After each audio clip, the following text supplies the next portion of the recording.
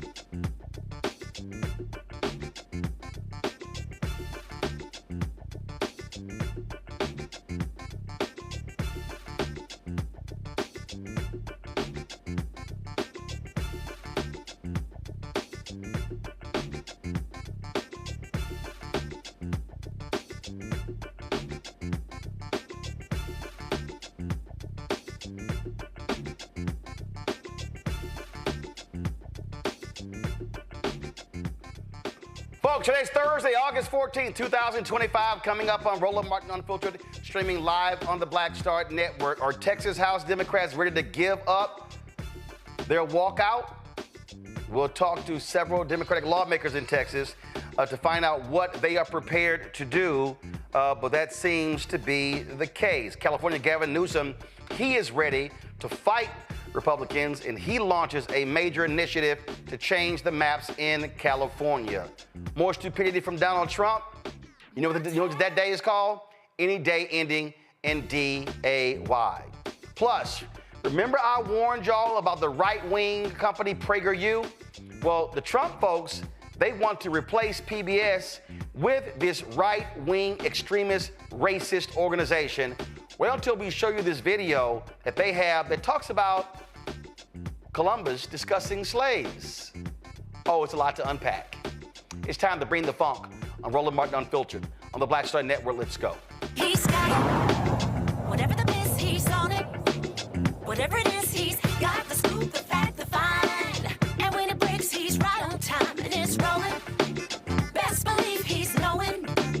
Putting it down from sports to news to politics. With entertainment just for kicks, he's rolling.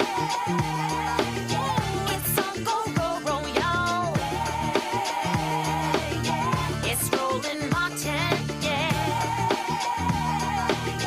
rolling with Roland now.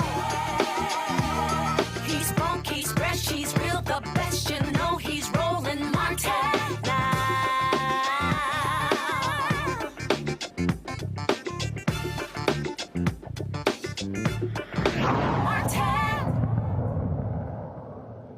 The fight over the racist gerrymandered maps in Texas continues. Texas Governor Greg Abbott and Republicans say they will end the first special session tomorrow and immediately gavel in a second special session. Now, keep in mind, they should be focusing on flood relief in Texas because of what happened in Kirk County. Some 130 people died.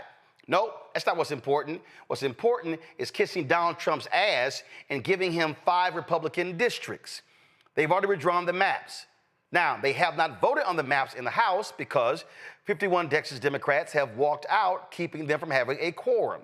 Now, the other day, what took place in the Texas Senate? This took place. 9 Democrats walked out in Texas, but 2 remain, allowing the Republicans to actually vote and approve those maps. Now, what makes no sense to me is why in the hell did those Democrats stay?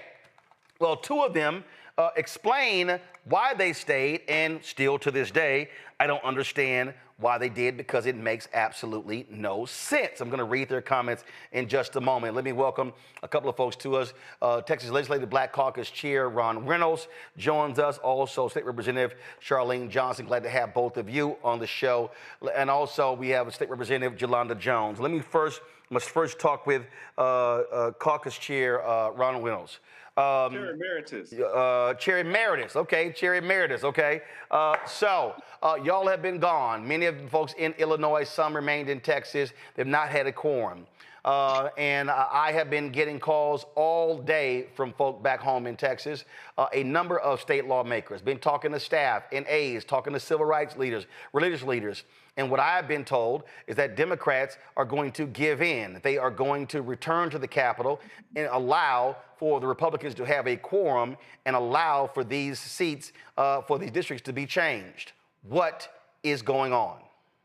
Well, Brad, it's always good to be with you. And, you know, I'm going to keep it 100 with you. And I'm happy to be joined by 2 of my amazing colleagues, Representative Charlene Wars Johnson and Representative Jolanda Jones. The Texas Legislative Black Caucus has been 10 toes down leading this fight. When we broke quorum, our goal was to stop the first call special session, raise the alarm bells to make sure that other states like California, New York, Illinois, that if Texas passed a racial gerrymander, that we would make sure that other states did the same damn thing. We want to stop the map. The ultimate goal, though, we knew that with Governor Abbott having the ability to call special session after special session after special session, that we could only delay it so that our lawyers could be in a great position to then file injunctions in the court.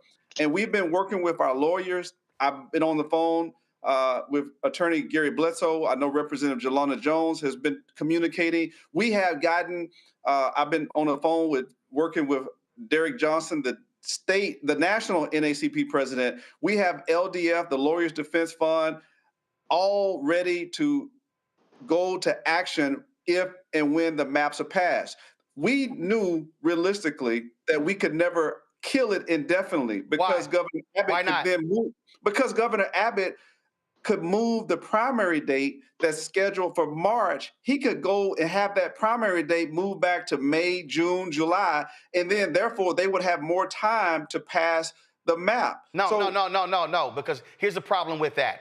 The Supreme Court has consistently said in numerous cases where maps are locked in to give the people an opportunity. In fact, when Alabama and Louisiana, when they voted on their racist maps, they voted on it, and they did that early in the year. In Louisiana, for instance, they approved their maps. This was back in 2022 or 2023. They approved their maps early in the year. It was like February. Their primaries were in August. The general election was in November. The Supreme Court, there's a legal challenge. The Supreme Court said they were locked in. That has been very consistent. So what I don't understand is, if you have, now granted, Supreme Court can do whatever they want, but that's right, Roland, you know that. Yes, but the Supreme Court has been consistent in terms of locking maps in to give the voters an opportunity to vote properly. And so it's so if Abbott wanted to try to push it to put to May or June, well, then that meant that the primaries would be then still got a general, and based upon what the Supreme Court has done before, that would not be enough time. So what I don't that's not my that's the advice of the attorneys that are supposedly be the experts on redistricting, the constitutional attorneys. That is based on their advice. They want to be able to have the maps in time to be able to file the injunction to get adjunctive relief in the court. But here's the problem. This is what, again, I need to understand here. I'm going based upon what we saw in Alabama, what we saw in Louisiana, literally in the last 5 years. We saw this with the commissioner's race in Galveston County, where when the maps were changed, the Supreme Court says if there's enough time for there to be a lawsuit which forces them to redraw the maps, then fine. But if there's not, then they lock it in place. What I don't understand is if you wait until, let's say, December, okay, right now. So that means, let's say y'all go back, fine, on Monday. Within 30 seconds, they're gonna approve the new maps. Done. So now, Thursday, you're talking about August 18th. That now means September, October, November, December. It's more than enough time, so that means they're gonna lock in these maps. That means we're gonna lose 2 black congressional districts. That means that every candidate that's filed to run for Congressional 18 now has to figure out, do they run against Congressman Al Green in the 9th district? And so y'all are actually helping them with their cause, because they can say, hey, it's enough time. They can now file. The voters know the district lines have changed. The primary isn't until March. We're good. Well, Roland, I think that what you're saying is plausible, but again, we're relying on the experts of the attorneys. And on top of that, one of the main goals was to get California to get off of their ass and other blue states to get off their ass. I'm sorry, Representative Reynolds. I'm sorry. This is the issue for me. This is the issue that I have. I am 56 years old. My parents are from Texas. My grandparents, maternal, migrated from there. My paternal grandparents, my ancestry dates back to the 1800s in Texas. I have 9 nieces, 4 nephews. My nephew just had a child. My niece has a child due in November. All of them live in Texas. And the reality is, Texas Democrats, Texas members of the legislature are elected to protect Texas. California can do what they want to do. Illinois can do what they want to do. Virginia, Maryland, but Texas is elected to represent Texas interests. Now, if Gavin Newsom does what he does, that's great. But the reality is, how do you not fight? Y'all were out 2 weeks. The Montgomery bus boycott was 382 days. So are you saying that that's it? One session, we're going to go back, then we're going to fight? I don't understand. No, let me just say this real quick, Roland. I agree. I don't disagree with you in principle because I'm a fighter. I believe in going to the balls to the walls. But unfortunately, with respect to the numbers, they're 4 members away from having quorum. We don't have a consensus of other members that we believe would hold out the entirety. And isn't that the problem? Well, then, how then can you go? How then? And this is a fundamental problem that Democrats face in Texas and the country. How can you? You should be saying to those Democrats, how are we going to go to the voters and tell them to fight when we gave up? They're not going to be welcoming y'all back as some conquering heroes. They're going to say y'all lost. Literally, it was no different than Senator Cory Booker standing there speaking, breaking Strom Thurmond's record. And when he was done and they all clapped, they said, let's now move the motion. And then, so what do we have right now? We have people who say Democrats don't fight. We have people right now, Texas is unorganized. You got the most elected, the most eligible black voters in Texas than anywhere in the country. And on the watch of Democrats right now, we're going to see the loss of 2 black congressional districts. And I'm sorry, Representative Reynolds, I understand people being out. I understand family concerns. I understand financial concerns. But how can we tell voters we want you to fight and stand up and stand in line for 5, 6, 7, 8 hours if Texas House Democrats will give in after 2 weeks? I'll pass it, but I want to say this. If it was up to the people that were on this Zoom, or if it was up to the Legislative Black Caucus, we probably wouldn't be having this conversation. But this conversation, will there be any member of the Black Caucus who shows up on Saturday or Monday to allow them to have a quorum? I don't believe that there will be on Saturday. I can't speak for beyond Saturday, but I don't know. Friday, Saturday. I'm going to tell you right now, if there is a single African American who shows up to allow them to have a quorum, that person should be challenged, primaried, and I'm telling you right now, should be defeated. Because what this is going to do is decimate black power in Texas. And I'm sorry, Representative Reynolds, look, but here's my problem. I understand. But here's my problem. My mama and daddy, 78 years old, went to polling places, worked campaigns, ran campaigns. I was 7 years old passing out material at voting places. And I'll be damned if I'm going to give up this easy and impact my nieces and nephews, because we know if we lose these 2 congressional districts, we will never see them again in my lifetime and likely not the lifetime of my nieces and nephews. Brad, I feel you, bro. I no need to apologize. I'm with you in spirit. We're working with a group that's multifaceted, multiracial, not as progressive. There are people from different communities, and I feel your passion, and I'm with you, brother. I want to go all in. So we will continue to relay this message. I'm only communicating to you what was communicated to us. So just know that I'm a messenger, I'm an ambassador, and I am relaying to you the concerns of the attorneys and others who've looked at the best strategies to proceed forward. What you're saying, I feel you. Right. No, wait. And I'm going to tell you right now, and let me make it perfectly clear. If there is a single African American who allows them to have a quorum, I will personally bring my show to their district and personally have a town hall in their district and have their voters speak against them. Representative Johnson, go ahead. Yes, I was just saying, Roland, you are singing to the choir right here. We understand what you're saying, and we started this, like Ron said at the beginning, to fight this because it is our districts that are being impacted. It is our voice that's being impacted. We know that everybody may not be on the same page, but you're singing to the choir today. And what we cannot allow the Republicans to do is to make us attack each other. The Republicans are the enemies, not us. No. Representative Johnson, I'm sorry. The enemy are the Republicans, and the enemy are weak Democrats. That's the enemy. And what we find in Texas right now is that that's one of the fundamental. Listen, I'm still registered in Texas. Matter of fact, I am registered in Congressman Jasmine Crockett's district. And what I'm saying is, again, here's a perfect example. This is just real simple for me. 9 Democrats walked out in the Texas Senate. If the other 2 had walked out, they couldn't have passed the maps. Right. So what I don't understand is, why did the other 2 stay? They could have walked out. Right, but we did. No. But that's the perfect example I'm talking about. If 9 walked out and went to their office, and they couldn't, if 2 Democrats had also walked out, Zaffarini and Chewy Hinojosa, they couldn't have passed the maps. So what do they say? Oh, we stayed to fight. No, you didn't. You stayed to lose.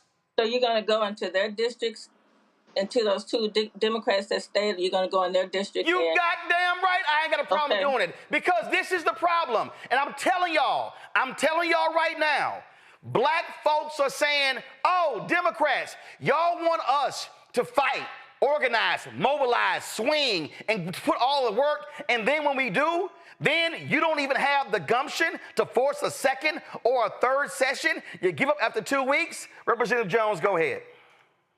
So I 1,000% agree with you. You're on mute, No, she's here. We hear. I'm 1,000% in line with you. I ain't gonna be there on Saturday or Monday. Let me be clear. If this is my respectful opinion, if we go with them, we allow the people who are not losing seats. Okay, the people that are losing seats are black people. Okay, they are losing seats, and we will never get them back. So I'm not gonna make it easy for them to not be courageous. I'm just not. I think it's wrong. I think that we can't ask our constituents to fight for us if we're not willing to fight for them. We had 4 special sessions in the 88th legislature. We've been here for not even 2 weeks. Monday will be 2 weeks. So we will not have even held out for 2 weeks.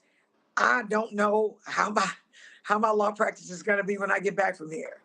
And I've got to figure that out. But right now, I always wanted to have a civil rights moment where I could show people who my grandmother and mom raised me to be. And this is that moment in time.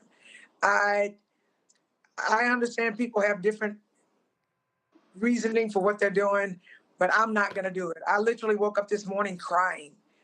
I woke up this morning crying because why would I let California do what I can do my damn self? True story.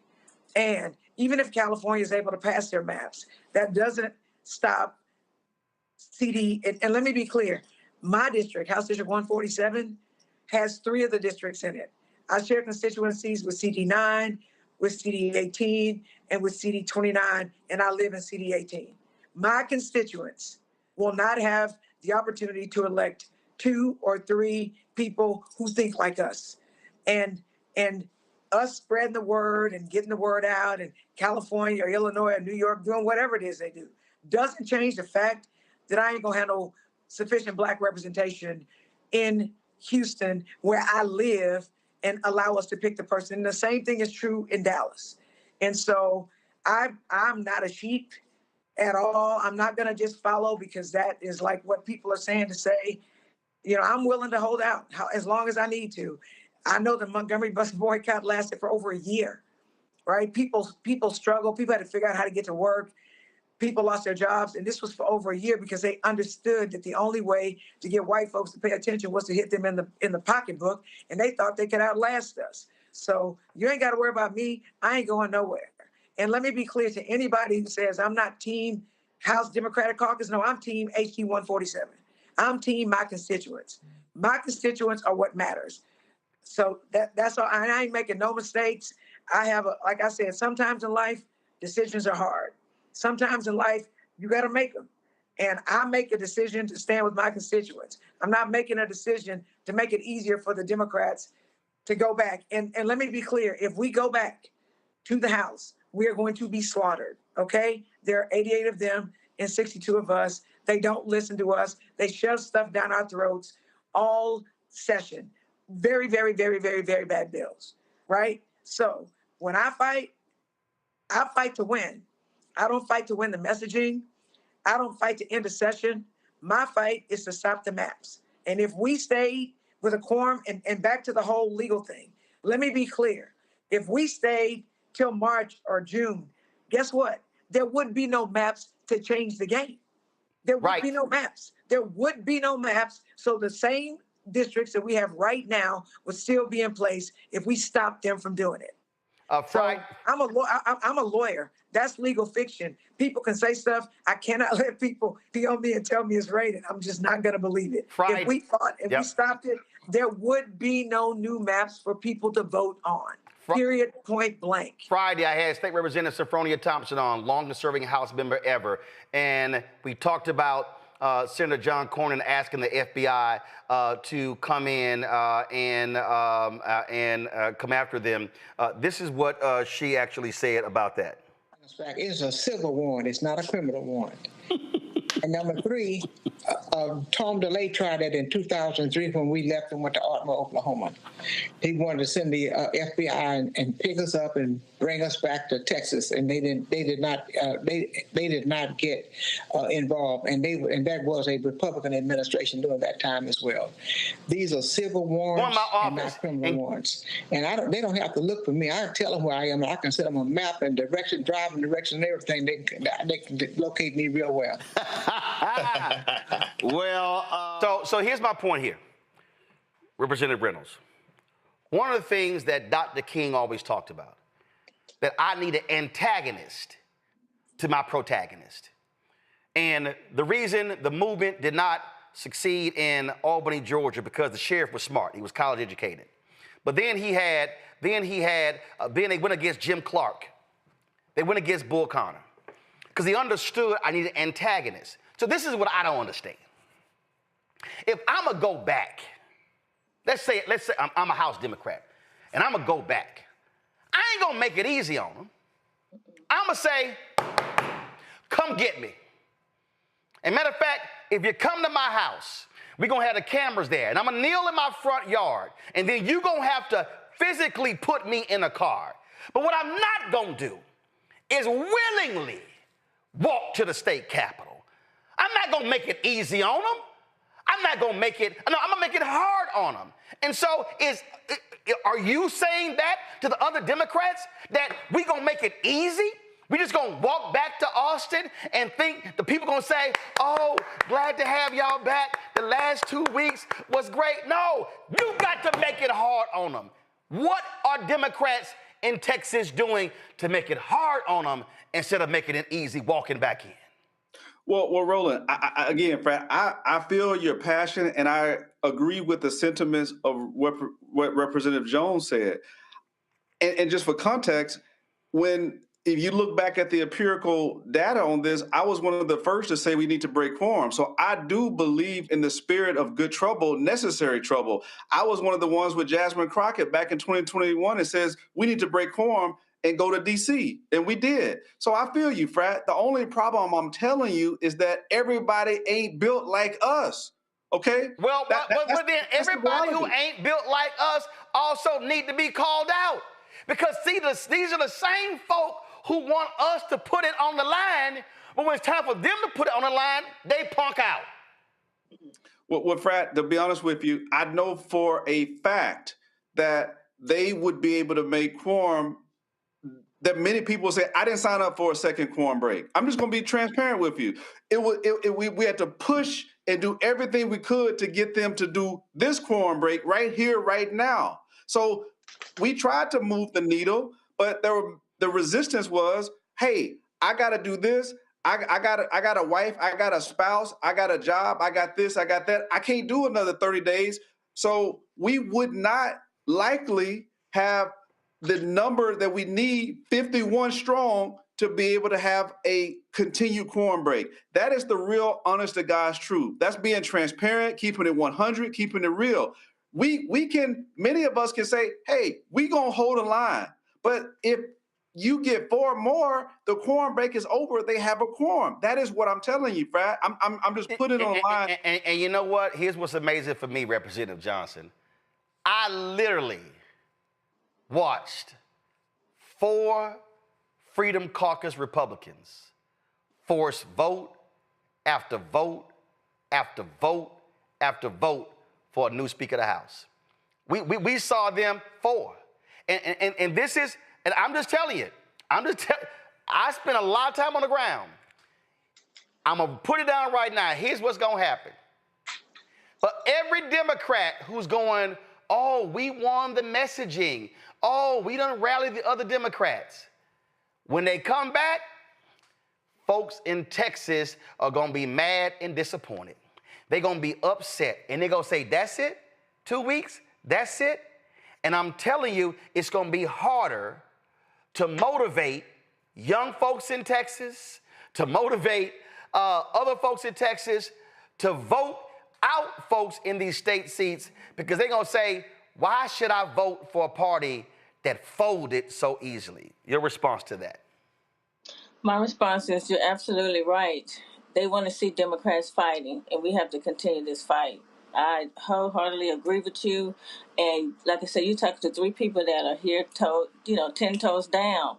We have to show that we are fighting. We are not giving up the fight. We are not giving up that fight. And I can understand, you looking at what you're hearing. We haven't confirmed when we were coming back. Us three, you haven't heard us say that. We didn't say we was coming back on any of those First days. of all, you don't have to, ma'am, no disrespect.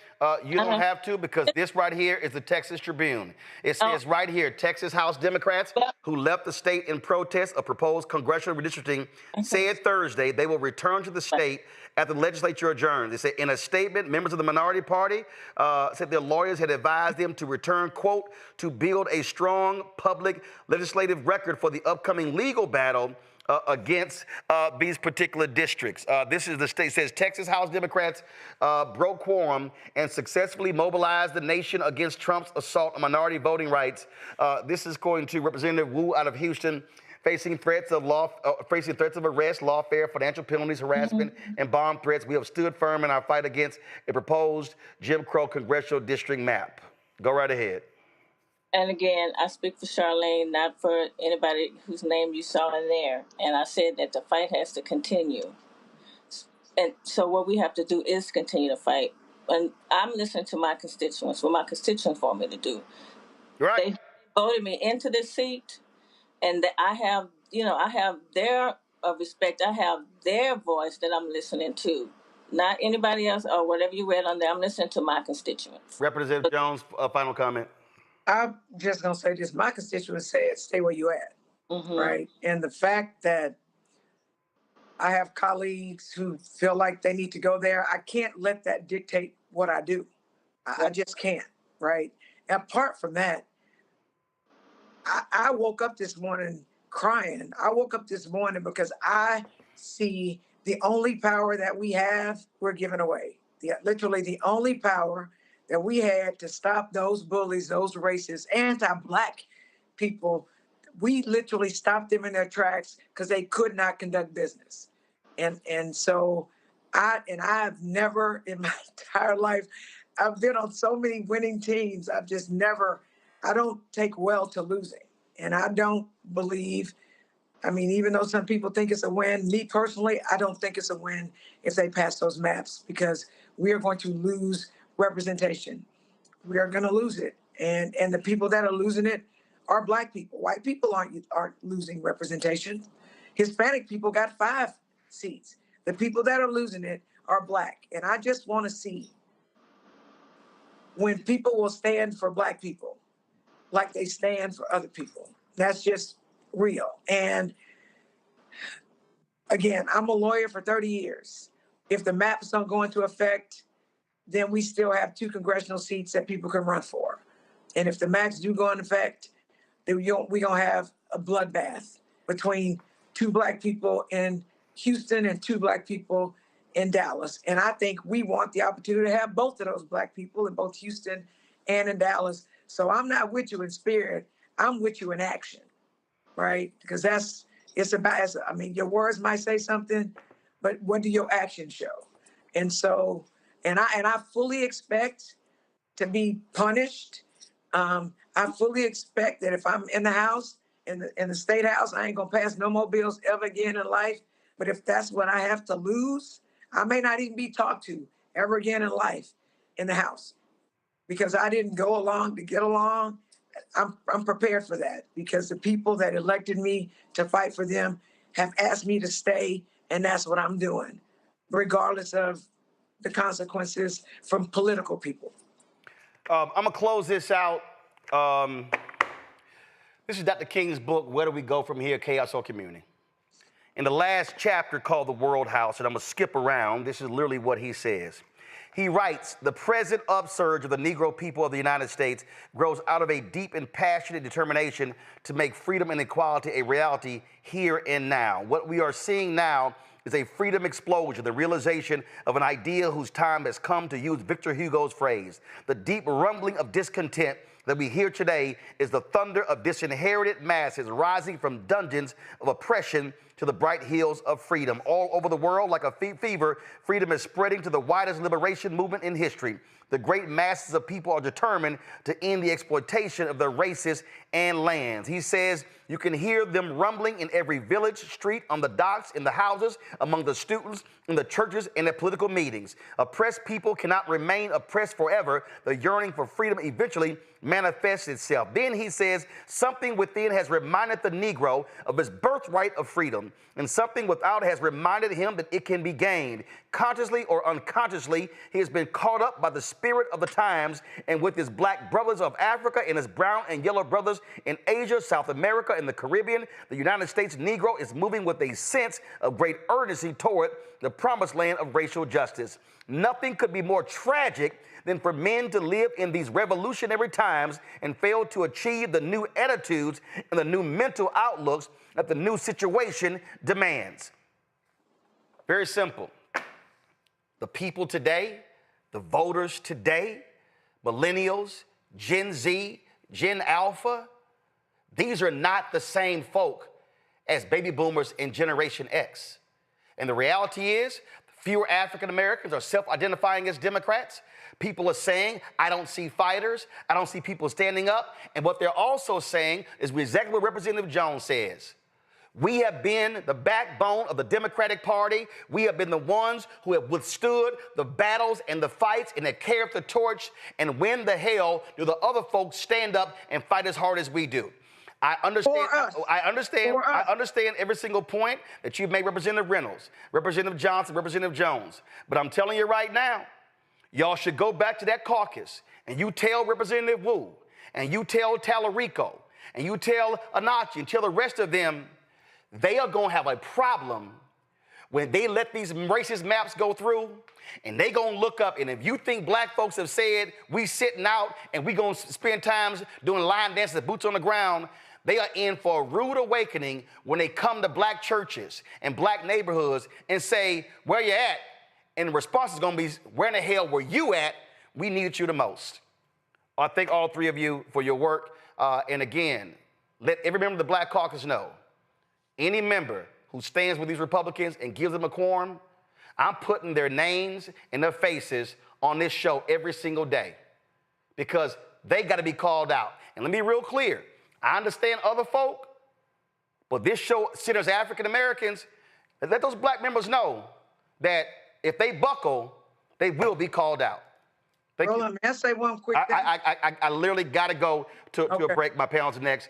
I appreciate all three of you. Thank you, sir, very much for your service and your fight. Thanks a lot. Got to go to a break. I'll be right back. Roland Martin Unfiltered on the Black Star Network.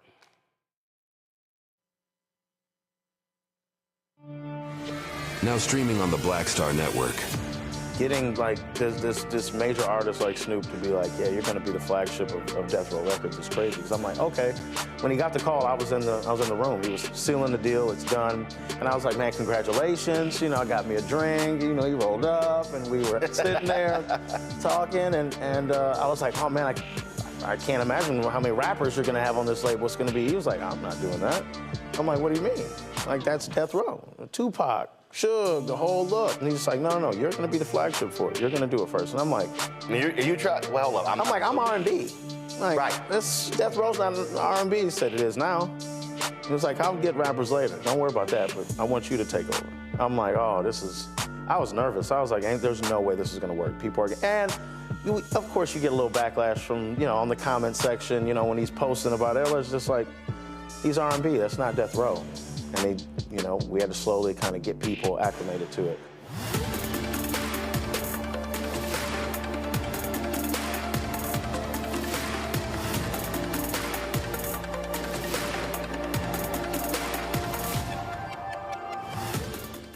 Hey, this is Motown recording artist Kim. You are watching Roland Martin Unfiltered. That boy, he always unfiltered, though. I ain't never known him to be filtered. Is there another way to experience Roland Martin than to be unfiltered? Of course he's unfiltered. Would you expect anything less? Watch what happens next.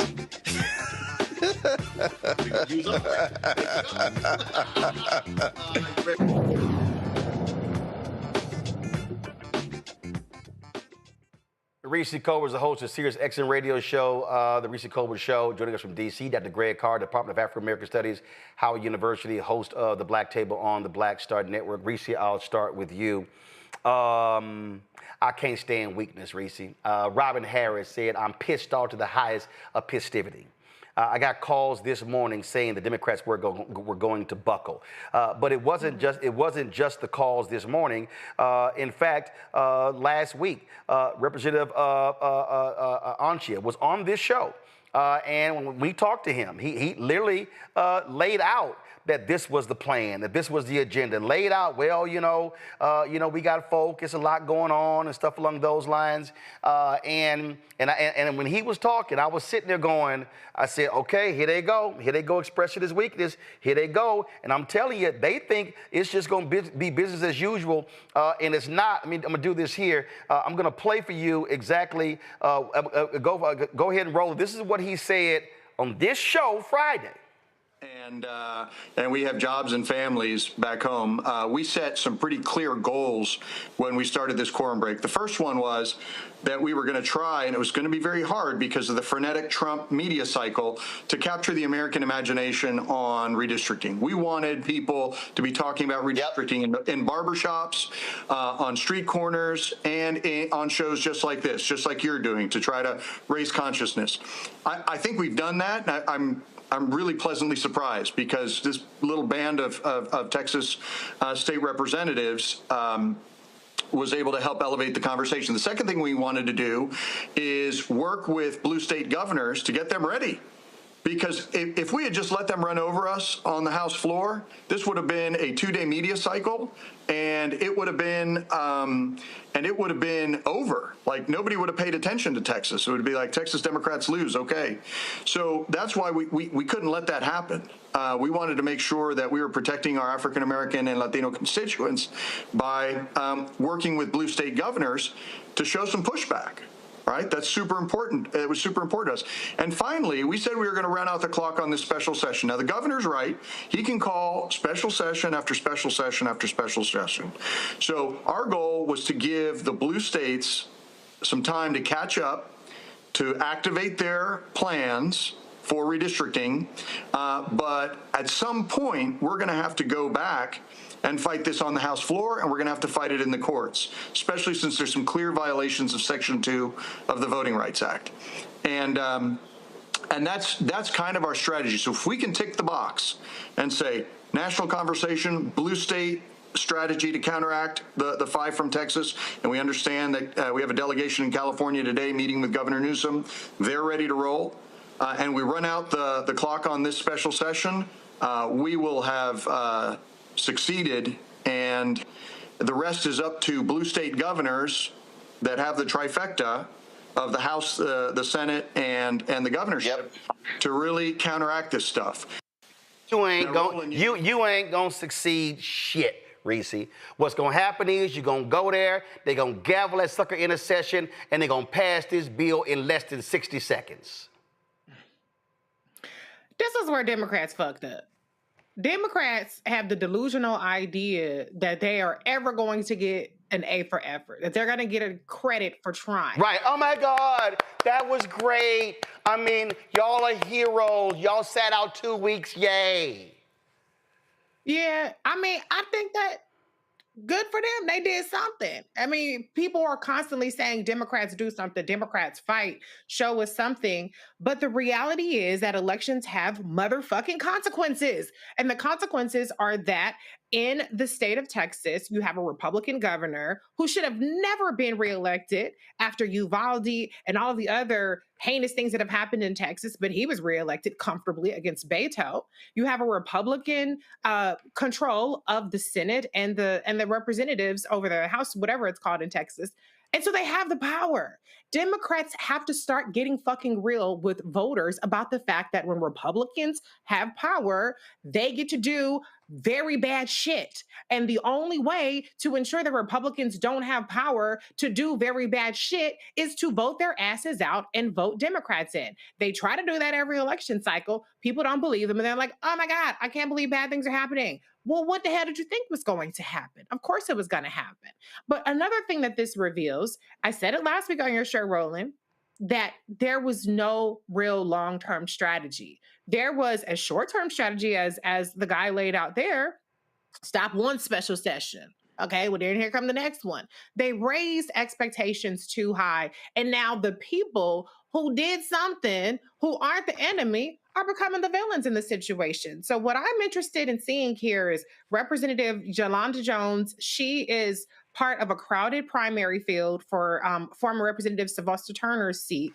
I'm interested in seeing if those voters decisively reward her with that seat in the primary, and they say, you know, we want a Yolanda Jones. No, no. She's filed for District 18. There's not going to be a District 18. Well, I don't know. No. No. Let me walk you through this here. There are about 20 people who have filed to run for District 18. That's the district held by the late Congressman Sylvester Turner, Congresswoman Sheila Jackson Lee, Craig Washington, Mickey Leland, Barbara Jordan. Republicans are getting rid of that district. They have moved the line so Congressman Al Green, who is currently in District 9, who's currently living in where he is, they've moved his house to District 9. He is going to run for re-election. So 18 is being wiped. But is there not a special election happening? No. Follow me here. The election, there's a special election, but here's the problem. You're gonna have the special election, but that seat's gone. So here's the deal: they have to file for that seat. The filing date, I think, is September. The special election is in November to fill 2025. 25 to fill District 18. Okay. But when the Republicans pass the map, then 18 gets wiped out. 30, Congresswoman Jasmine Crockett gets wiped out. So the deadline to file to run in 2026 is December, because the primaries in Texas are in March.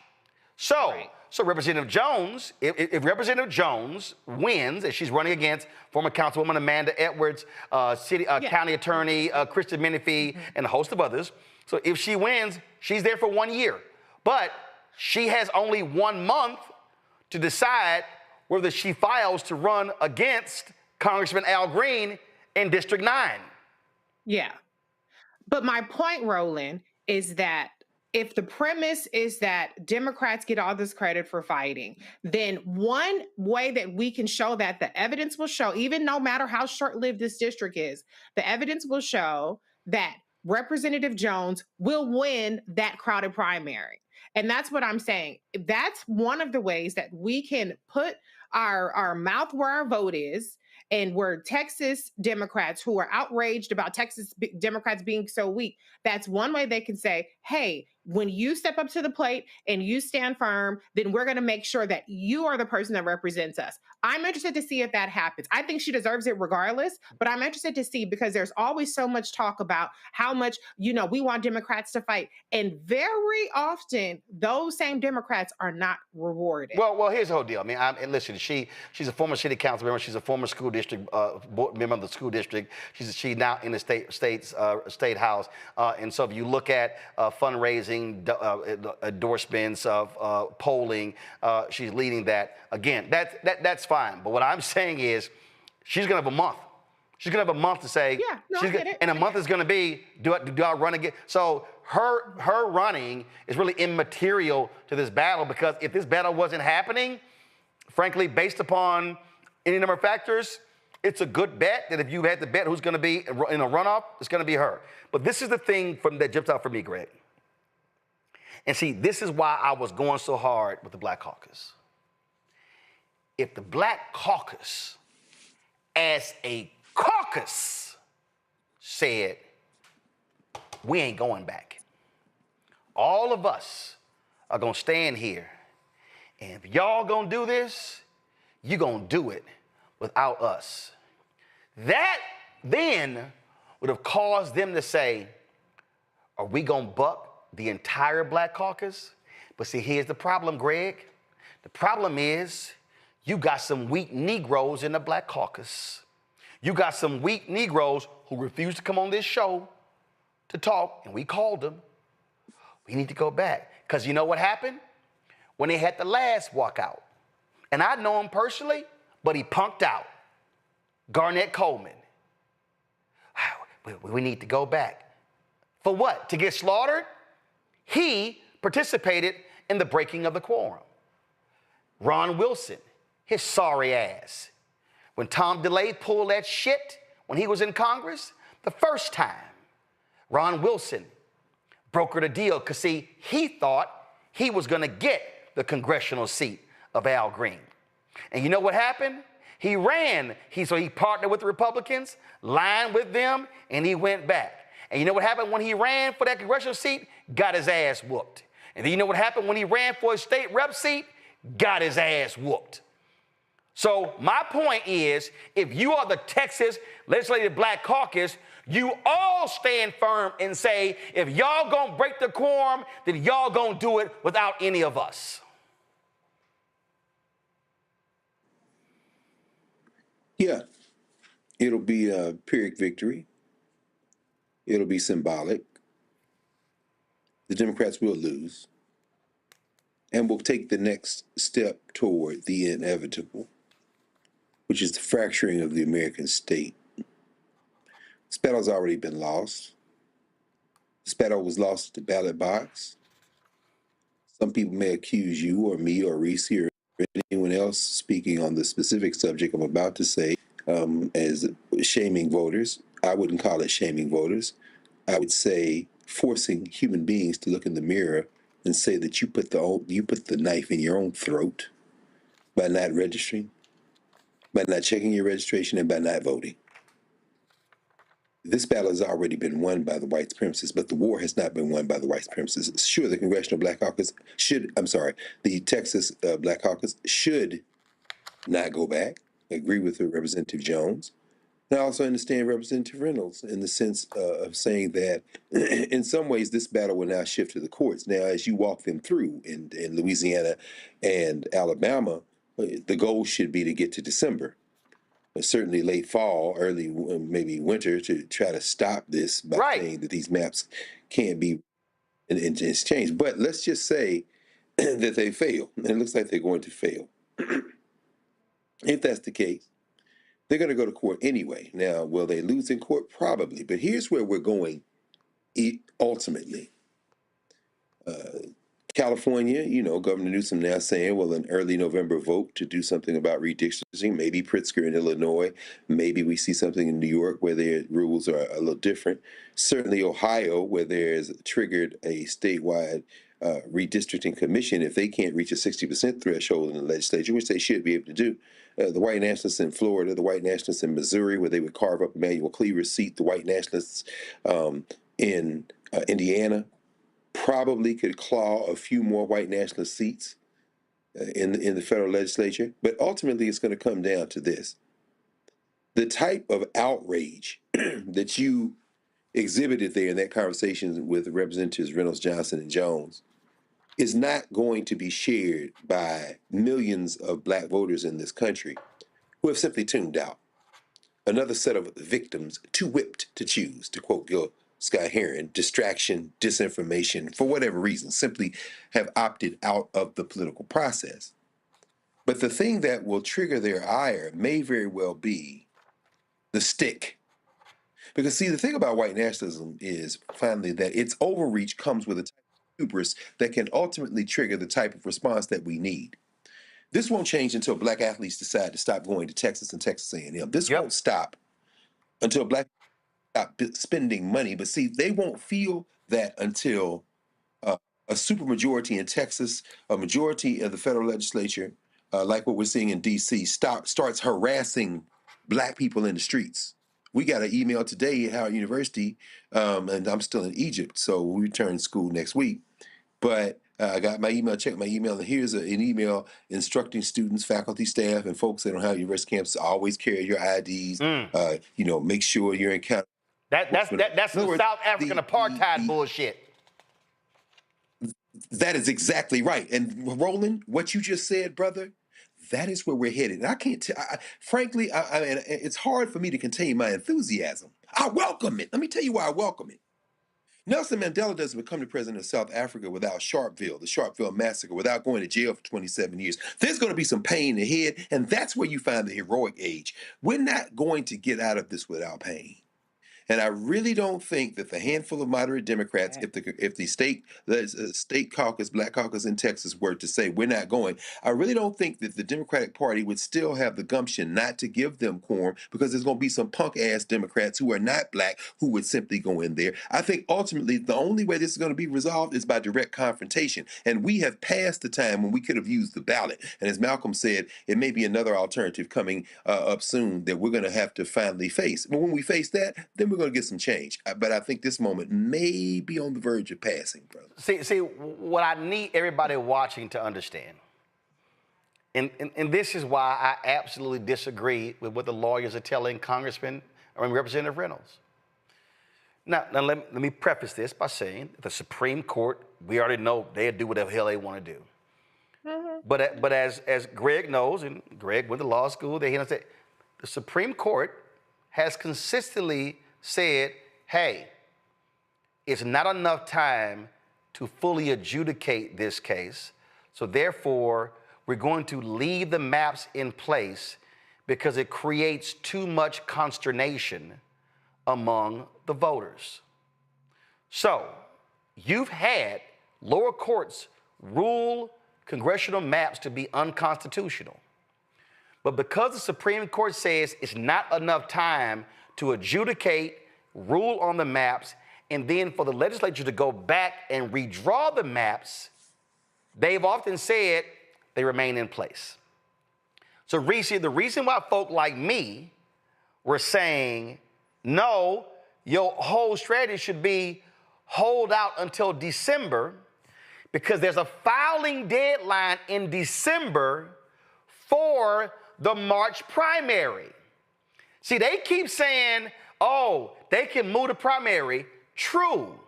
But here is the problem. If they had held out until December, then you hit the date, and so people then file for the existing districts in December, then they would then have to try to come back January, February, whatever, and try to change the maps and then move the primary later, and then still get sued. We know, for example, that in Louisiana, they actually passed the maps early in the year. There was enough time before the August primary. Supreme Court said, nope, got to freeze them in place. So I don't understand why they are falling for this. Well, no, they let them pass it now so we can file. They literally are helping the Republicans like, yo, we changed the maps in August. It's more than enough time for people to file, to run in the new maps. And then, sure, y'all sue, and it's going to be 4 years before it's fully adjudicated. I hear you, Roland. I hear you. Perhaps if they had held out, that would have been the case. But we are talking about people who are getting paid $7,200 a year. Probably their pay is suspended. Being a legislator is a part-time thing. These are people who are away from their families, away from their livelihoods. Now, that's what they signed up for when they left, and they set the expectation that they were going to be stopping the maps. And that's the problem right there. You set the expectation. You go to New York State, and you have a news conference with Hochul, and you're in Illinois, and you're going to California, and you're like, we going to fight this. We ain't letting them pass it, and your ass give up in 2 weeks? I know, Chad. That was bad PR on their part. That was a bad. And Reese, guess what? They literally, and I already got the tea. They literally are like, oh no, we've won the messaging war. No, we've won the messaging war. We've rallied the Democrats in other places. No, they literally have been in their meetings saying, we're going to be welcome like heroes. I am not lying. They have literally been saying, can we have people at the Capitol on Saturday when we come back on the Capitol steps applauding us when we come back? I said, y'all got to be out. I am not lying. No, they delulu as fuck. They are absolutely not going to be welcomed back as heroes. They're going to be welcomed back as weak ass people. But I will say this to anybody who's looking at the Democrats as being weak, that's fine. Make sure when these people are up for a primary or when these people are up for a re-election, when you march to the polls to vote their ass out, make sure that you march to the polls to vote out Greg Abbott's ass and vote out John Cornyn's ass and any other Republican in your motherfucking way. And if you're not a regular voter, now would be the time to do that if we get there. To Dr. Carr's point, this might come to a head before that. We're all talking hypothetically as though we're even going to have elections. But my concern, I figured that at some point it will come to some non-voting resolution.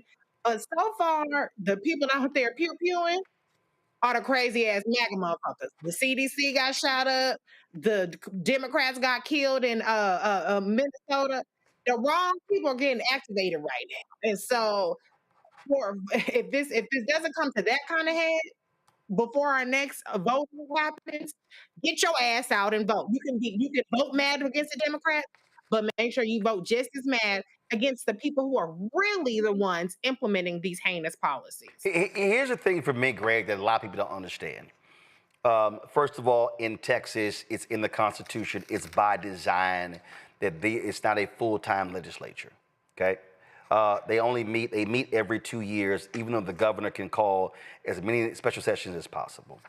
But here's the other thing. Texas lawmakers are allowed to have other jobs. And so when they were people talking about, oh, they're getting fined $500 a day, see, this is what happens when you strategize. That's when you sit here and go, oh, okay, I'm going to hire 5 of them. And I'm going to pay them. So you getting fined $500 a day, 7 days a week? Okay, I'm gonna hire 5. You hire 5. You hire 5. You hire 5. The law allows for them to have multiple jobs. They can. In fact, there are state lawmakers who created companies that were getting bond contracts with cities and counties and municipalities who were state legislators. So folks don't even understand that. There are also no campaign limits in Texas in terms of money being donated. See, this is what I'm talking about. To Reese's point, Greg, if you're going to do this, you're going to raise expectations, can you have a game plan that lasts more than 2 weeks? That's the equivalent of saying we got a big football game on Saturday and we have a 2-quarter game plan. Hey, coach, you know it's 4 quarters. Greg, go ahead.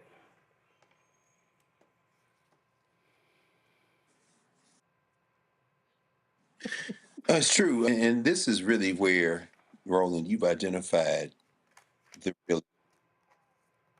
And that is, we don't have a firm grasp of long-range thinking that then gets back mapped into bite-sized, step-by-step strategy. The purebred religious racists, and I call them religious racists because they're religious extremists, Russell Vogt, Kevin Roberts, and so many others associated with Quarterbacks of Project 2025, which people look at as a political document, and it is, but it's been driven by a white nationalist, cultural, theocratic foundation. What we're seeing in Texas is anti-Black racism being the jet fuel for this type of political strategy. Now, of course, a lot has been made of the fact that this proposed redistricting would create some Latino plurality districts. Yeah, 5. Greg Abbott says 5 Republican-leaning Latino districts. Right. But the problem is that now these white nationalists have moved to cracking and packing Latinos.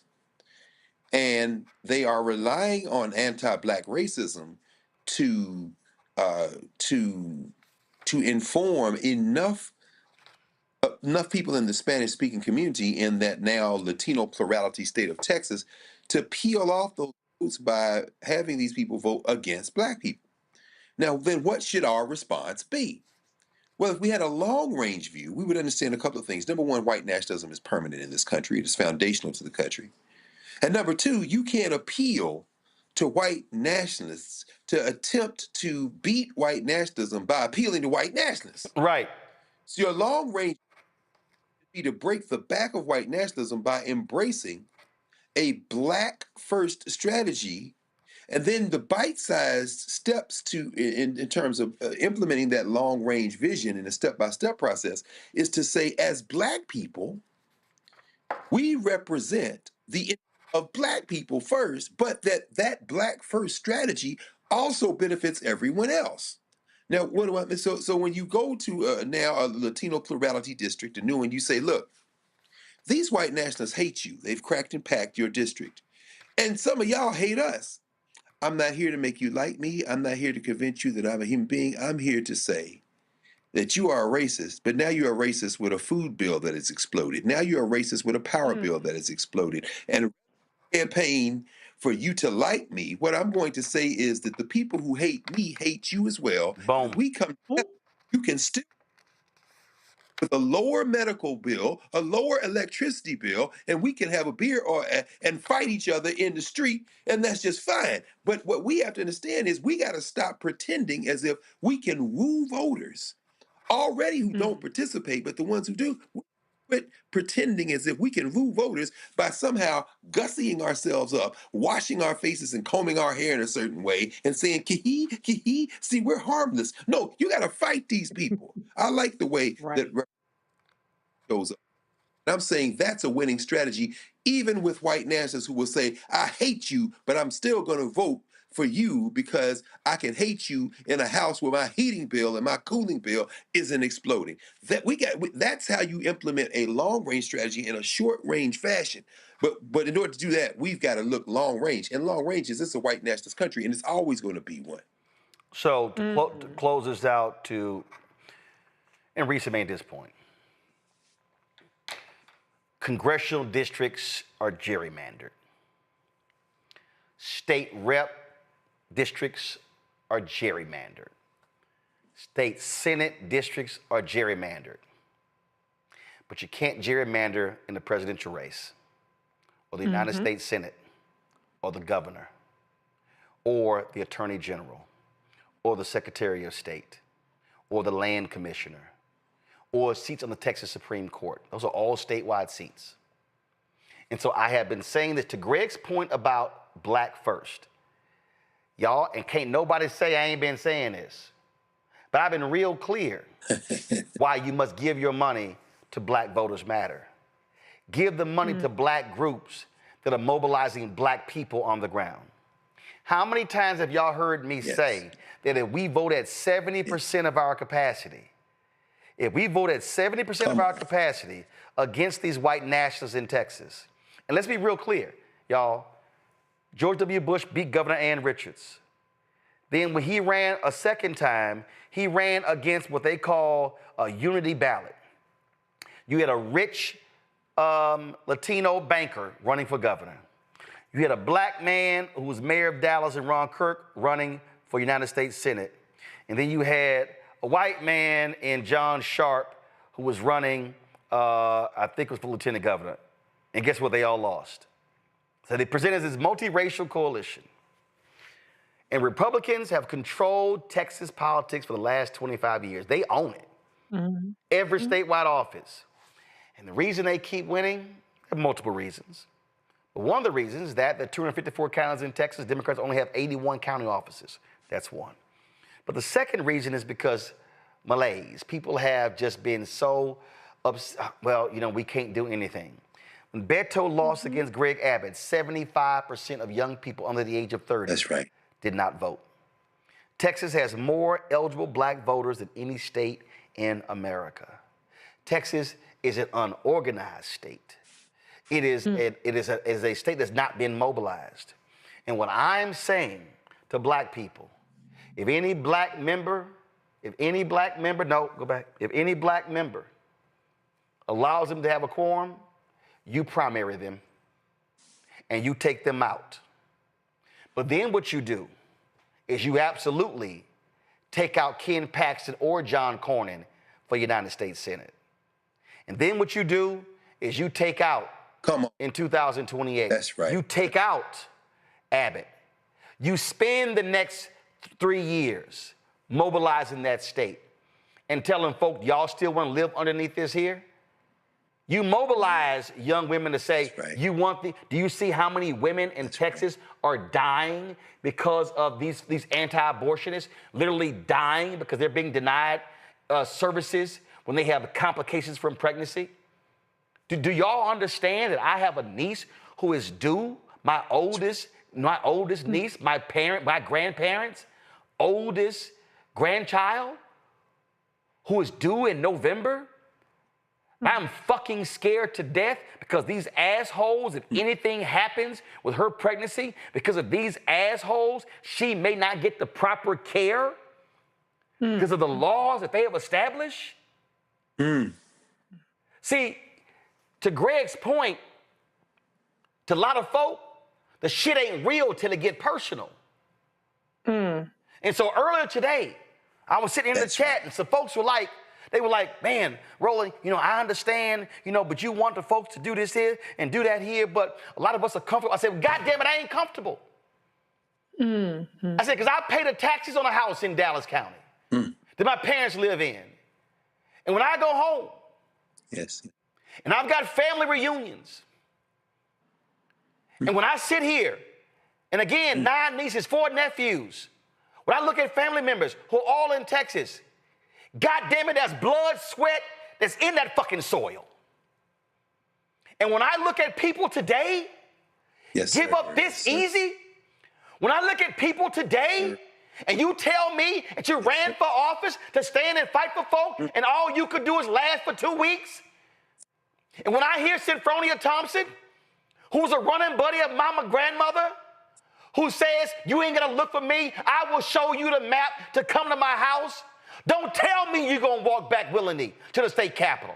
Don't tell me you're going to sit here and say, well, we're going to go over there and we fight. No, you're not. And if you didn't want to fight, then goddamn it, leave. Let somebody else in that position. Because what we are talking about is a battle that's generational. What we are talking about right now, go to my iPad, the United States Supreme Court is going to reconsider the congressional district in Louisiana, and they literally are going to rule against race-based congressional districts. And I need all of y'all to understand that what is on the ballot is they could wipe out with one goddamn ruling more than 30 black congressional seats. That means right now the Congressional Black Caucus is the largest caucus in the United States Congress, and this Supreme Court could literally wipe out half of the damn Congressional Black Caucus. So don't tell me you're being too emotional. Don't tell me it doesn't matter. Right now they're looking to wipe out Congressman Cleaver in Missouri. They're looking to wipe out Congresswoman Sykes in Ohio. They've already wiped out a black seat in Florida. I've told y'all repeatedly that they want to defund black America. They want to take everything economically, everything politically, academics, business. They want Jim Crow 2.0 to return. And what you had better understand is read a goddamn history book. Because this is exactly what happened after the 1875 decision. This is exactly what happened after Plessy versus Ferguson, when they wiped out black representation in Congress. Go read the speech of that last black Republican who was from North Carolina.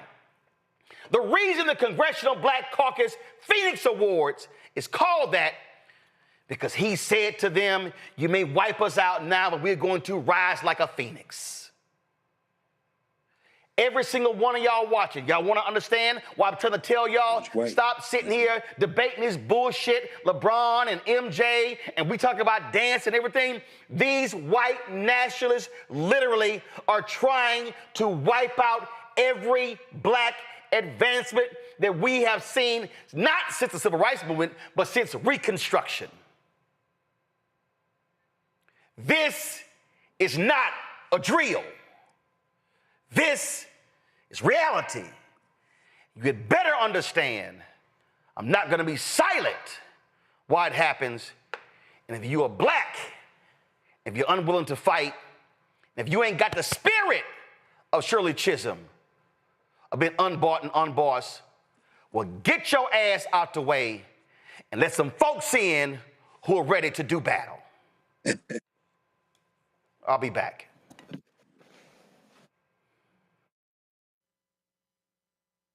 This week on the other side of change, diaspora wars. The internet has been swarmed. Who has a right to blackness and black culture? Who is overrepresented, underrepresented? It's too much. It's making us dizzy. We don't have to be prideful without this air of superiority, right? All stories matter within this black sphere that we exist in. Only on the other side of change on the Black Star Network. Next on the Black Table with me, Greg Carr. The United States is the most dangerous place for a woman to give birth among all industrialized nations on the planet. Think about that for a second. That's not all. Black women are 3 times more likely to die in this country during childbirth than white women. These healthcare systems are inherently racist.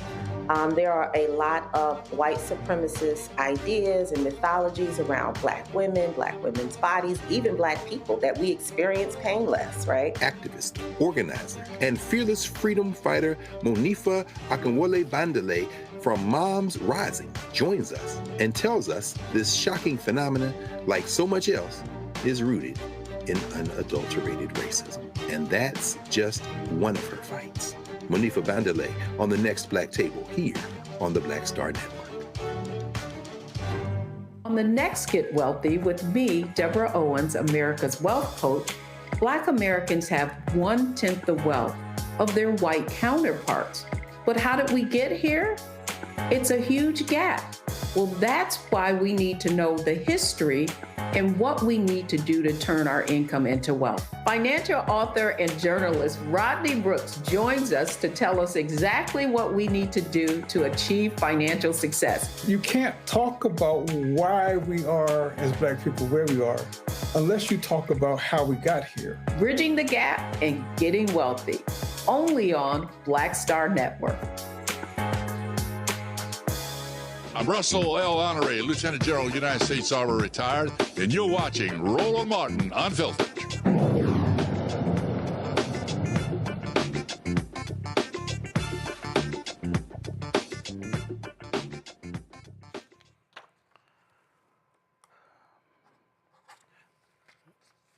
I laid out why I'm so pissed off. And somebody in the chat says, man, getting blood pressure up. And my problem is that we literally have folk who do not understand what's happening before our very eyes.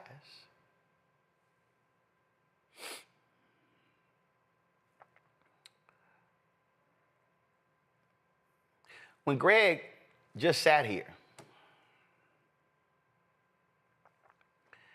and talked about how are university students, faculty, staff, the Mecca, that's what it's called. You hear the real HU. Get an email in 2025 in so-called Chocolate City, be sure to carry your ID. When I referenced South Africa, I need everybody watching right now, I need y'all to write down, type in your phone, the Polaroid Revolutionary Workers Movement. I need y'all to understand, apartheid doesn't end without what they did. Ken Williams is working at Polaroid, and he walks into the corporate headquarters, and he sees this picture, and he realizes that the passbooks, essentially passports, that black people were forced to carry in South Africa, they were made by Polaroid. Ken Williams goes to them and say, this ain't right. And he begins to go around and he begins to talk to the other black folks at Polaroid, and a young woman, 26 years old, named Carolyn Hunter. Carolyn listens to what he has to say, and she says, you're right. And Carolyn Hunter, her mama says, baby, what you doing? You just got your degree. You in chemist. You got you a nice job. Carolyn Hunter says, no, mama. My good job ain't good enough for me to accept this. And Ken Williams and Carolyn Hunter began to go on this battle, and they begin to fight this very issue. They lose their jobs. See, several years ago, Professor Charles Ogletree, he would do this Charles Hamilton Houston Institute, and he would have this panel discussion on Martha's Vineyard. 2008, I was invited to it. 2009, I was invited back. And then 2010, I did a book signing of my book on Obama, the election. And so I was invited there by Carol Williams. And so I'm staying at their house, do the book signing, everything. And so then in 2009, I'm sitting here, I'm filling in for Campbell Brown. And I'm in the hotel, the Parker Meridian in New York City. And it's 3 o'clock in the morning. I could not sleep. And I'm watching PBS. And they have a documentary on the divestment movement of South Africa. And I'm sitting there watching this. Then all of a sudden, a picture comes up. And I'm looking at that picture, and I go, is that the woman's house I was staying at? And I send her daughter a text at 3 o'clock in the morning. Is your mama, the Carolyn Hunter, in that doc? She said yes. Carolyn Hunter later married Ken Williams. Y'all, the Congressional Black Caucus wasn't even aware of these books. It was the Polaroid Revolutionary Workers who told the Black Caucus about what they're doing. Ron Dellums and John Conyers and others listened to these folk, tell them about this, and that's how the divestment movement actually started. Because 2 black people at Polaroid said, no, we can't have this. So you got some Negroes standing firm. Well, that's right. Yes, right. Crime is up in D.C., and this is not bad what Trump is doing. So you got the mayor of D.C. announcing she's going to participate with ICE. I need somebody to explain to me how in the hell Muriel Bowser got her ass on a plane to fly to Martha's Vineyard. In the middle of this. See, some of y'all are sitting here like, well, man, it's just law enforcement, it's military on the streets, keeping them safe. But the point Greg just made if y'all think they're setting up roadblocks, forcing folks to show ID, this literally sounds and smells like apartheid in South Africa. And Reese, it was a whole bunch of Negroes who told us. There's a whole bunch of FBA B1 ADOS folks. This ain't gonna impact us. They ain't coming after us. They coming after them. They gonna deport them. They gonna send them out. These white nationalists are making black folks show their ID in our cities, in our states, and in this country. And it's amazing, Reese, where all those loud mouths have gone. So when we're talking about this, we are trying to get Black America to understand that there is a bull's eye on the back, on front, on the forehead, on the back of the head, on the side of the head of every black person in this country, whether you have means or not. And they have no problem saying they are going to pass laws and restrictions to subjugate us as best as they can. They may not be able to put us in shackles as they did for 243 years, but they damn sure want to put invisible shackles on Black America. How many times did we say citizenship was on the ballot? How many times did we say the things that we saw happening in Texas and other states around this issue of immigration, that eventually this will lead to Black people having to walk around with our papers? A week before Donald Trump activated the National Guard in DC, they were doing checkpoints on Benning Road at about 10 locations throughout DC, where any car going through was stopped by federal law enforcement. We saw video today of people who are driving, or not driving, but riding bikes, DoorDash delivery riders, Uber Eats, being stopped and then detained by ICE. I saw a video of the cops. Now, this was the Metropolitan PD, who has never been known to be benevolent towards Black people, let alone bringing in the damn National Guard, asking somebody who was sitting on their own property for ID. That person asked, was there any complaints around here? No. We are living in a situation where Black people, as you said, Roland, we are in the bullseye. And we saw this coming. They said they were going to do it. They started off with the migrants. They rounded so many of them up. Now they got to do this mass incarceration. And Donald Trump said, stay where you are. Criminals were going to come and get you. Who does he think the criminals are? Black people. I'm just going to talk about us. That's what this show was about. So if you have outstanding warrants, if you have bad child support, if you got a bench warrant, if you got unpaid parking tickets, you can't run and you can't hide no more, because now you have all these people activated for the sole purpose of fucking with Black people. And people started to say when this happened, well, you know, these badass kids, they out there carjacking.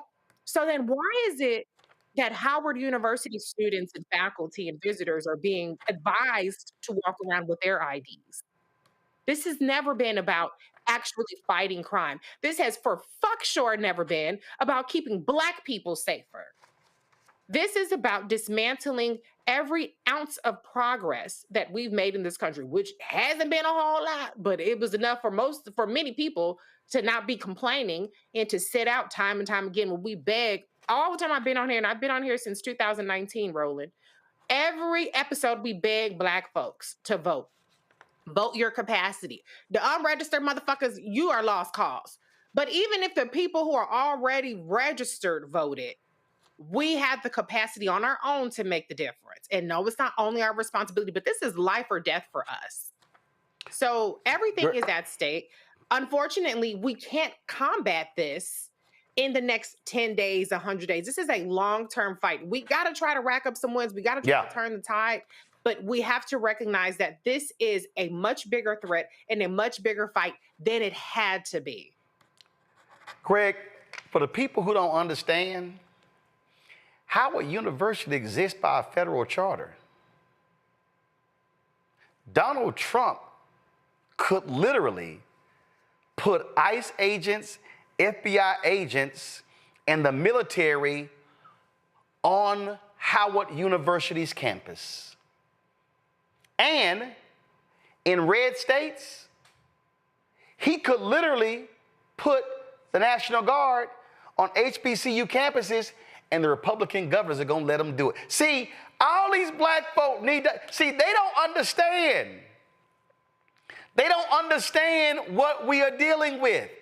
They don't understand you are dealing with an individual and the twice impeached, criminally convicted felon con man in chief Donald Trump, who has no morals, no values, no principles, no ethics, no integrity, no decency, and no honor.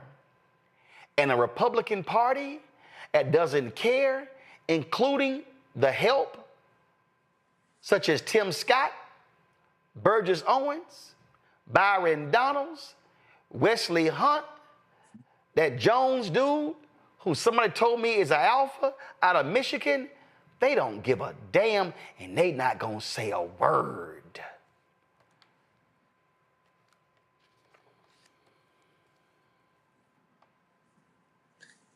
No, no, they're not going to stop. And neither are we. I think this is the history that gets buried far too often. We're not going to stop. Yes, just about everything Donald Trump has done is illegal. Ultimately, I think the courts are going to find that the majority of things Trump has done are illegal. But that's not the point right now. The point is to do it. This is the strategy of the miserable little nasty piece of work, Russell Vogt. Yep. You throw everything out there and you force the institutions to respond. Right now, this is the point. They're terrified, these white nationalists, because this is the death bleat of white nationalism. So in their desperation, they've thrown caution to the wind and any notion of the rule of law to win. You're absolutely right, of course, about Donald Trump. Donald Trump doesn't even have a concept of the rule of law. Donald Trump has one objective only, and this he shares with his friend, Bibi Netanyahu in Israel, to stay out of jail. That is the only, that's the number one strategy. Of course, the number one objective. Number two is try to make some money. And so far, he's been good on both fronts. But when it comes to the overplaying their hands by white nationalists like the people in Congress and others, they are now moving to a point where two things are going to happen. Number one, the courts are going to declare a lot of this illegal, like occupying college campuses with the National Guard, like declaring states of emergency with no true authorizing principle in any of the statutes that they claim allow them to do it, and so forth. But the other thing that's going to happen, the other thing that's already begun to happen, is that people, regular rank and file people who are not political, who are not up to date on the news and not aware of all the issues at stake, will nevertheless begin to push back. We're beginning to see it in Chicago, Philadelphia, New York. We'll see it in Washington, D.C. as well. So then what you end up seeing is, in their desperation, these white nationalists have given us a roadmap to the very institutions that we have to now surround and use to fight back. It's one thing to try to extort Columbia, and they escape extortion, to try to extort Brown University, and they escape extortion, but paying a little bit of money. But then when you turn around and call yourself going to extort Harvard out of a $500 million, out of $500 million, and try to force them into putting some programs in place that mirror your vocational education view of the world, what you're doing generally is trying to attack higher education. Howard University does have a federal charter, it and Gallaudet University being the two that have them. Their chief interface is with the United States Congress. But in a moment when the United States Congress has been rendered supplicant by pliant GOP Congress people, that endangers Howard, that endangers Gallaudet, that endangers all institutions that receive federal financial aid for sure. But the pushback then to be, we elevate the ability to understand and explain what's going on. We force federal support. We intensify our protests, intensify our solidarity and support, and thereby reveal finally the weak points in white nationalism. A great deal of white nationalism is illusion. You're deploying 800 federal troops, federalized National Guard troops in Washington, D.C. to take pictures to try to communicate somehow that you've got muscle that you don't. Woe be the day that these punk-ass, fake courage punks with their face masks up roll into West Philly or the Bronx, roll into South L.A. or the South Side Chicago, and touch the right one. Now, of course, people say, well, then they're just going to deploy the military. Well, yeah, but that little cock rooster, Pete Hegseth, with all his little onward Christian soldier thugs that he's trying to put in place in senior management and then try to recruit an army of crusaders, well, you're not going to be you're not going to be able to do that quickly enough to displace the rank and file women and men who serve in the military, who you're going to try to then deputized to turn loose on the streets against their cousins and mothers. People think, well, they won't buck back, they won't fight orders. These white nationalists have to be very careful, because when they overplay their hand, what they're going to realize is the muscle they're trying to project to the rest of us that they don't have that muscle. I'm not saying that I know what's going to happen next, but I know that history has shown us that when fascists play their hand, the pushback generally leads to a better society than existed before they overplayed their hand. We just got to stay the course and continue to fight. Reese, one of the reasons why people need to understand why Donald Trump is so desperate to hold on to the House, it's not just because they can run their game plan for bills. It's the House that certifies the 2020 election. See, we already know what they're setting up. Reese, right now, they are asking for the voter data of numerous states. And they want to know all the data. They are setting this thing up to where they can control the certification of the election. And in the case of a tie, the House decides who wins the presidency. Folk got to understand the long game. There's a reason why they are desperate. They ain't talking about, man, we got to make sure we keep the Senate. No, they are like, I need to change them. Charlie Kirk would put a tweet out blasting the Indiana governor and the Speaker of the House because they won't redistrict there. They are trying to grab every seat that they can because they fear Donald Trump's economic policies are going to cause them to lose. And they're like, man, can we guarantee 5 in Texas and Indiana and Missouri and some in Florida and Ohio? They are trying to find 10, 12, 15 seats because they think they're going to lose at least 15 next November. And they normally would. Absolutely. I mean, the results are already fucked up. I mean, look at what's happening with inflation. Look at the jobs reports. Now they're going to not even report the jobs, which, by the way, the new statistician is a J6er. Okay. So they already know that when people feel like this government shit ain't working out for them, Donald Trump got his ass was booted last time, and the Republicans were booted last time. So they know that there are normally consequences for bad policies like what this bill is, a big ugly bill, and the fiscal year 2026 budget.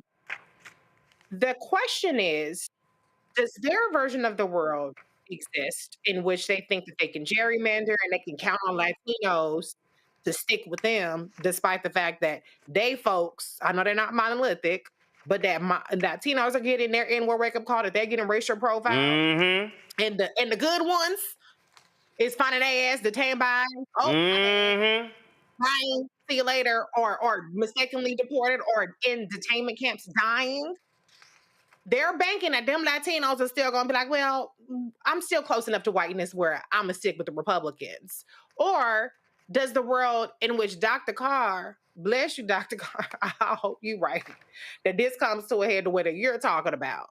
Which one exists? That's the question I don't have the answer to. So far, the evidence has pointed to the world that Republicans believe that we live in, where disinformation and gerrymandering will solidify their rule long enough to keep cheating, lying, and stealing to stay in power.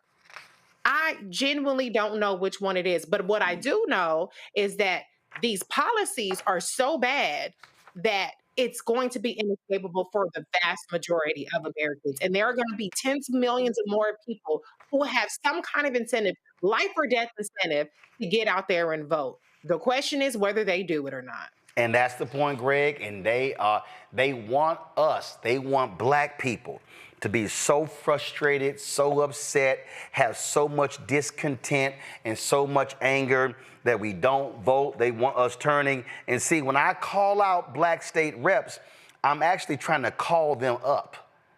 I ain't trying to call them out. I'm trying to call them up. I'm trying to fortify them, because what I need them to understand, when they fight, folks say, oh, you fighting for us. Now, then they say, how can I get in the fight? But when people see folk capitulate, then their shoulders slump. See, folk don't mind losing a fight when you fight back. What people hate, Greg, is to see you lose a fight and you never swung one time.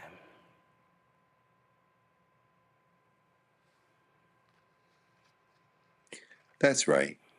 Roland, that's right. I mean, brother, as as you walk through history consistently, as we think about these historical moments, the patterns are clear.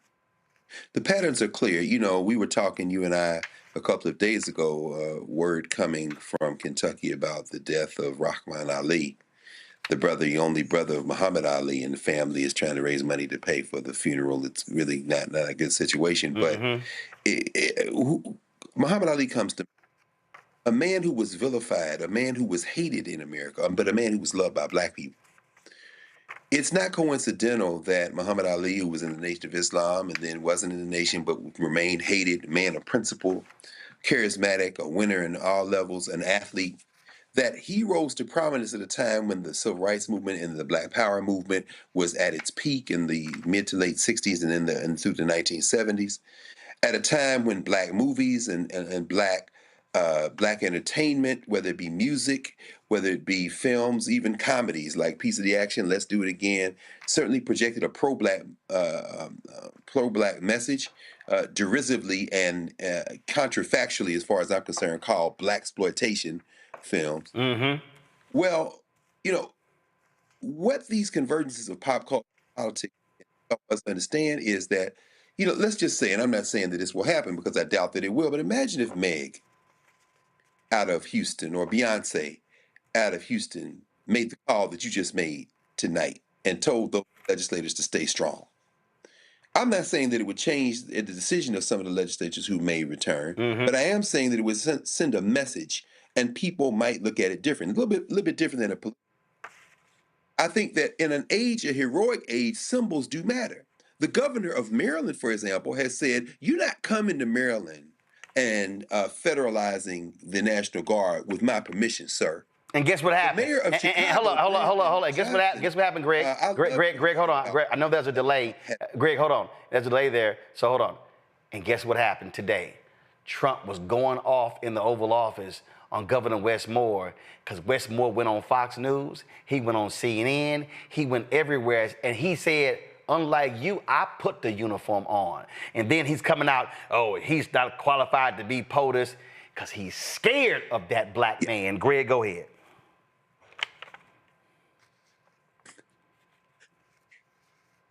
Yes. No, Roland, we're talking the same talk, brother.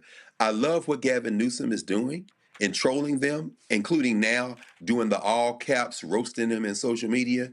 But when you see black women and men do it, he hates Jasmine Crockett. Some of this is get her out of Congress. 100% true. See, the governors now, I'm not just talking about Pritzker I'm talking about what Wes Moore did exactly, and the mayors. You see, Mamdani wins this race in New York. Donald Trump, well, I don't know what could happen to him physiologically, because he's clear not only is he mentally ill, he is so steadily deteriorating at this point that he may not make it to the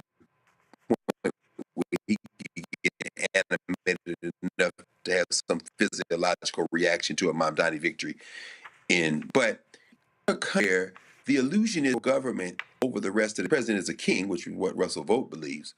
The reality begins to emerge that at the state and local level, people hold considerable power. California can contract and make deals with foreign governments. They have huge billions of dollars of pension funds. If enough, or even if one or two of these key state and local level leaders exercises their authority and does it with the type of public-facing panache, charm, kind of captivating presence that a Muhammad Ali had in boxing or Meg Thee Stallion has in hip hop, but do it politically like a Wes Moore or a Governor Newsom of California, that has the potential to galvanize people in a way that could translate into some sense of finally somebody's fighting. Now I will get off the bench. So I think in some ways that leads to, if not hope, that leads to the signal that nothing is ever written in stone in history, and that things can change on a dime with something that people may not have anticipated. And I think that, again, is where we are right now. Somebody, and more than somebody, needs to step up. And when they do, we can see these political winds shift very quickly. To the point Greg just made there, I don't know if many of y'all realize it. We had Adrienne Shropshire on this show, and she told us about Black PAC's poll.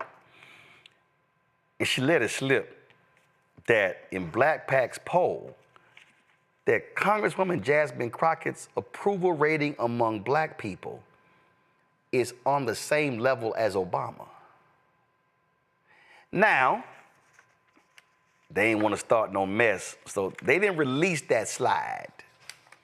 Because, see, that slide would have embarrassed a whole bunch of other Black politicians who think that they are the bomb.com, and they really not. But it did slip. And see, to Greg's point, that's what Trump is afraid of. See, Reese made the point earlier about Representative Jelanda Jones. See, Black folks are responding to fighters because that's our history. Yes. Robert Smalls, fighter. That's right. Representative White, fighter. Ida B. Wells Barnett, fighter. I mean, we can walk through Martin Delaney, fighter.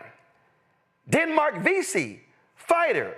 Oh, y'all gonna burn Mother Emanuel down? Damn that, we gonna rebuild it. Oh, y'all gonna burn Greenwood down? Yeah, we about to rebuild this. See, that's what they're afraid of. But I need the folk watching to understand they not afraid of weak and meek. Donald Trump in 2017 stood up and said to Black people, thank you. Thank you for not voting. That should have sent the blood boiling of every single Black person in this country, because the man was saying, y'all lazy ass bums who didn't vote, oh, I appreciate y'all for staying at home. He insulted the ancestors by doing it. And see, I know there's some people who sitting here saying, oh, that Gavin Newsom, he too slick. You know, he ain't got no shot. But he had a news conference today, and they dropped this ad right here. And I'm with 100%, roll it.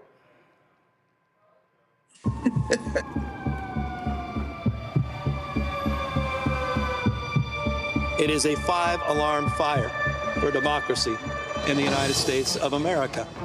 Donald Trump, who's trying to light a torch on democracy, continue to try to rig the election. His agenda is failing. This presidency is failing. He knows the headwinds in a midterm. Now he's dialing up for seats. He called Greg Abbott, who doesn't have the courage, doesn't have the conscience, and he has rolled over And he said, yes, sir, and. So we have got to step up. We tried to play by a higher set of standards and rules with our independent redistricting, and we believe in that. We are talking about emergency measures to respond to what's happening in Texas, and we will nullify what happens in Texas. We will pick up 5 seats with the consent of the people, and that's the difference between the approach we're taking and the approach they're taking. There are no rules for Donald Trump. And this is a serious moment in American history. And so we are here to meet this moment head on. We will not be complicit. See, that's how you got to respond. See, that's how, see, you got to let them know. You want to swing, Reese? Let's swing. Batter up. I know that's right. I support this version of Gavin Newsom. I didn't support him sitting down with Charlie Kirk and Steve Bannon and all them other people. But he got with the program. He realized, okay, this is a different ballgame that we dealing with, and it's not going to be winning over the MAGA-lites. They are a lost cause. And so I'll tip my hat. I give credit where credit is due. I'll tip my hat to what Governor Newsom is doing.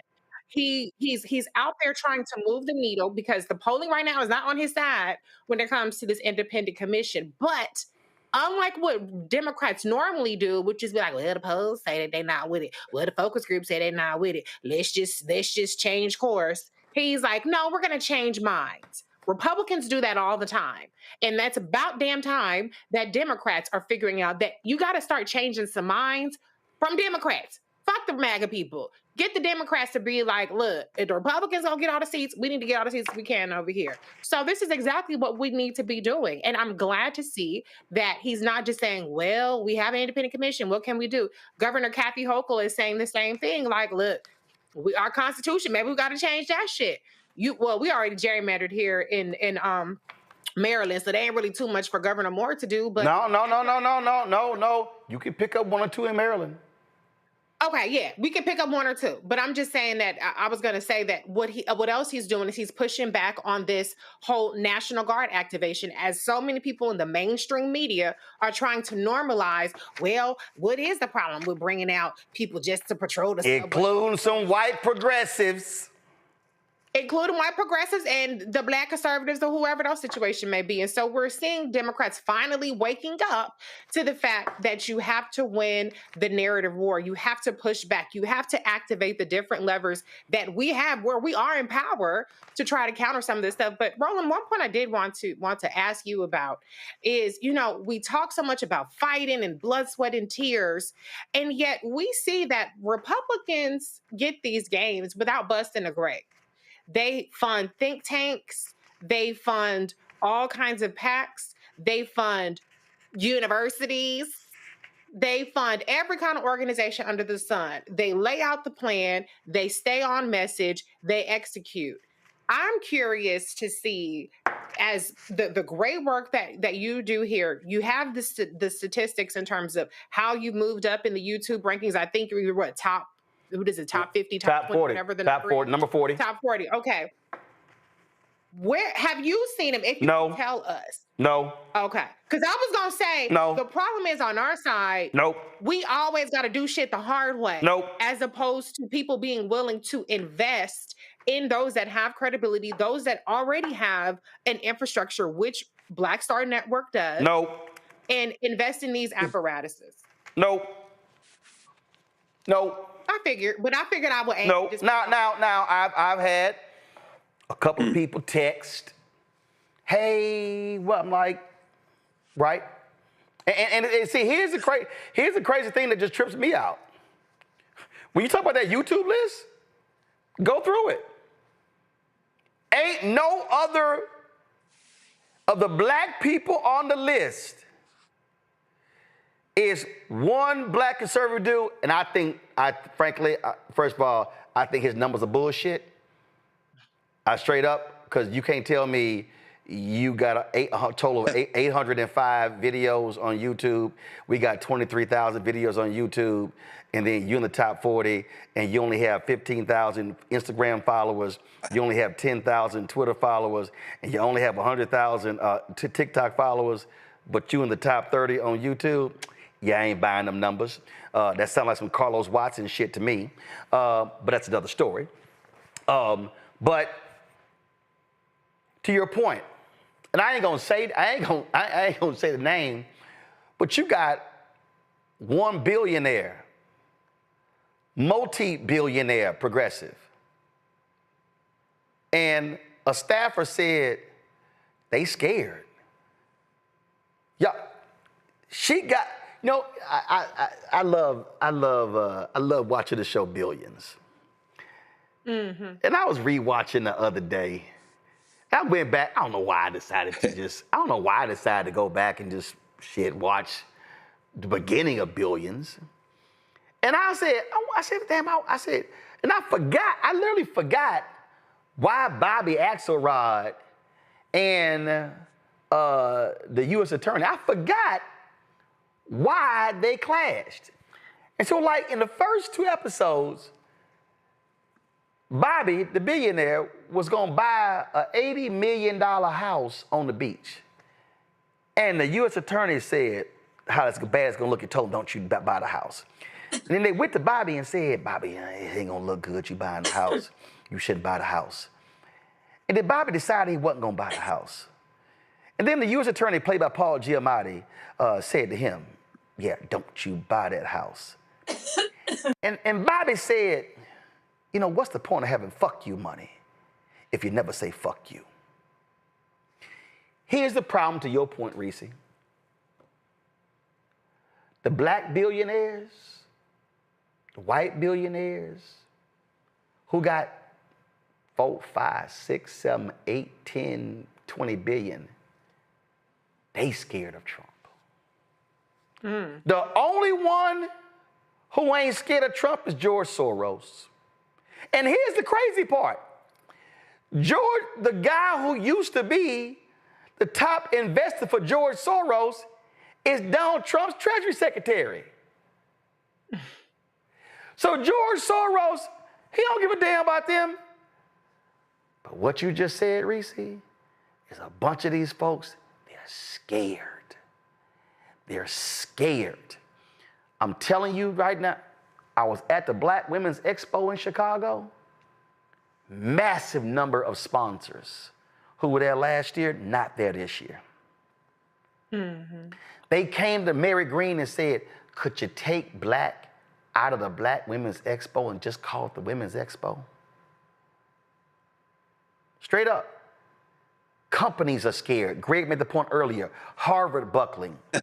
Donald Trump said, I am going to take the power of this office and I am going to attack every single institution and I am going to bring all of them to heel.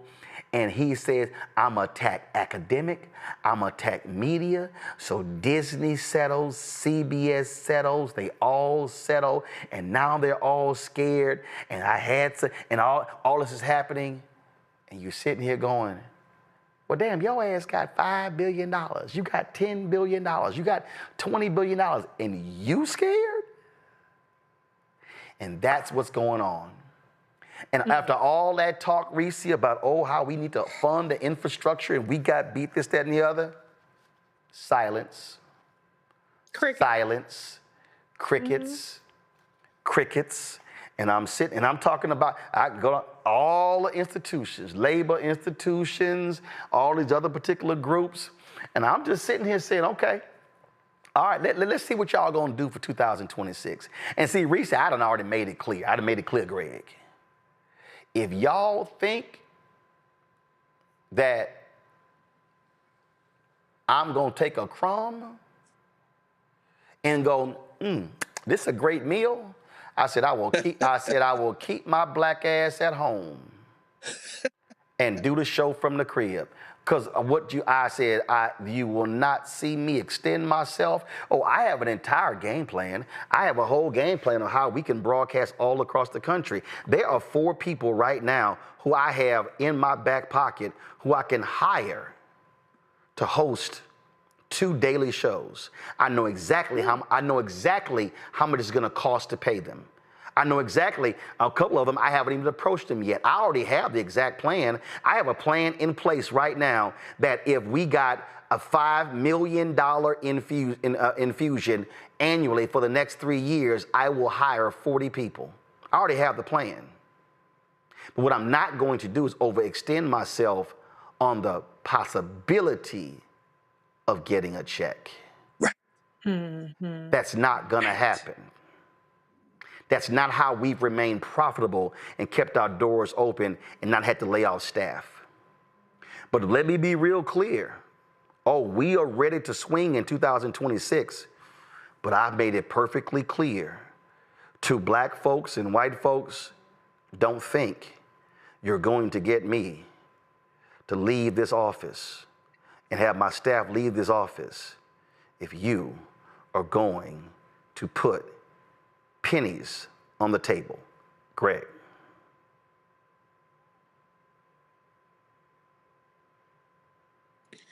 I mean, Roland, you just laid it out, brother. I think, and it's interesting, and I've said this before, the day after the 2016 election, when I was still responsible for the College of Arts and Sciences freshman seminar at Howard, we devoted our regular noon to 1 p.m. hour with over 1,000 first-year students at Howard. We opened the doors of Cranston Auditorium and invited everyone in to have an open conversation about what had happened, because this is a bunch of 18, 19-year-olds who had never been through something like this.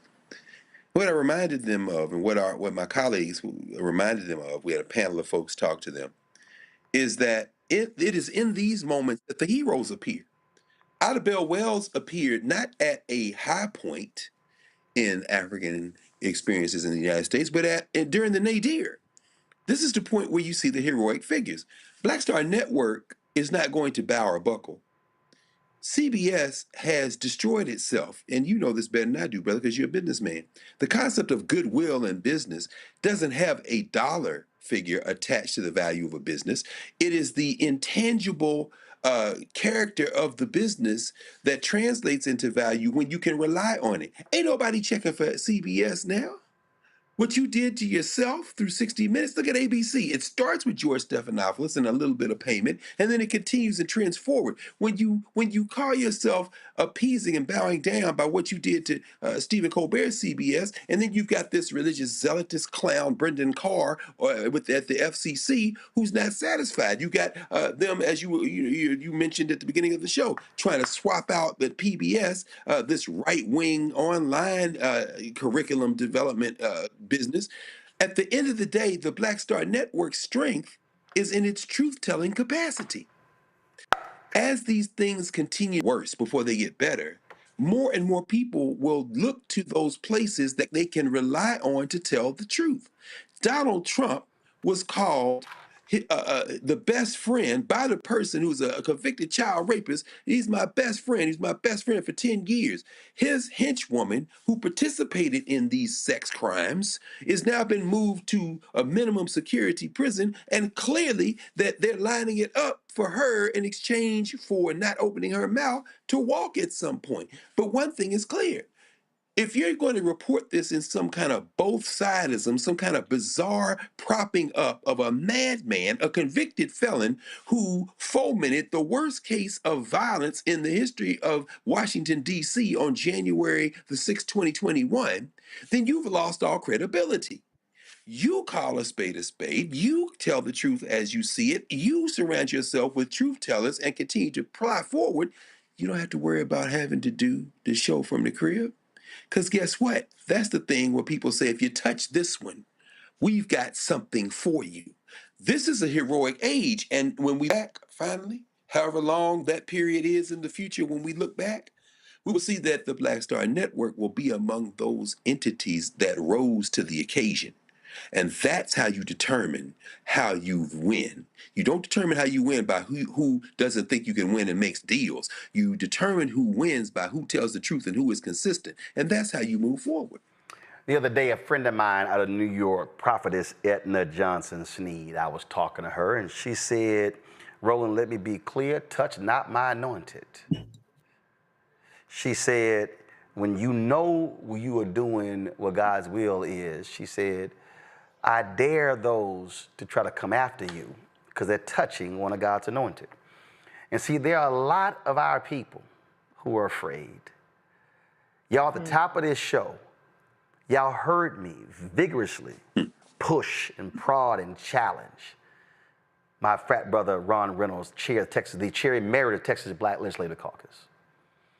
And see, when I was speaking about that, and people were asking me, somebody say, man, well, where all this come from? I said, it come from my grandparents, it come from my mama and daddy. I said, but it come from ancestors.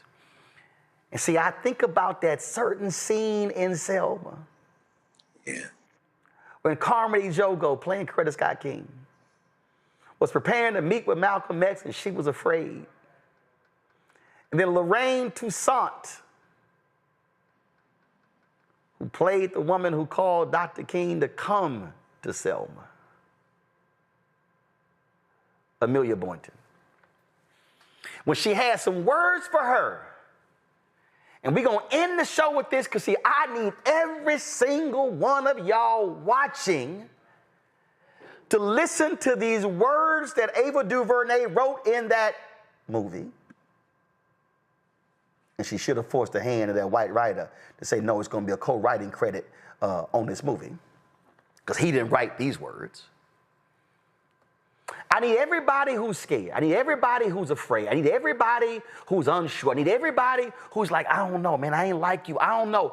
I need you to listen to this because these words,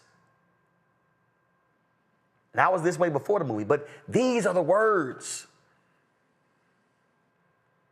that resonate in my soul every single day. It causes me and others to say, no, we ain't backing down from this fight. I need y'all to listen to this. I'll tell you what I know to be true. It helps me in times when I'm feeling unsure, if you'd like. Please do, Ms. Boynton. I know that we are descendants of a mighty people who gave civilization to the world. People who survived the hulls of slave ships across vast oceans. People who innovate and create and love despite pressures and tortures unimaginable. They are in our bloodstream, pumping our hearts every second. They've prepared you. You are already prepared. That's it right there, Reese. We are already prepared for this fight. Your final comment and Greg's final comment. That's it. We are prepared, but what we gonna do about it? That's the question. That's the question that everybody's banking on being nothing. Let's prove them wrong. Greg, coming to us live from Egypt.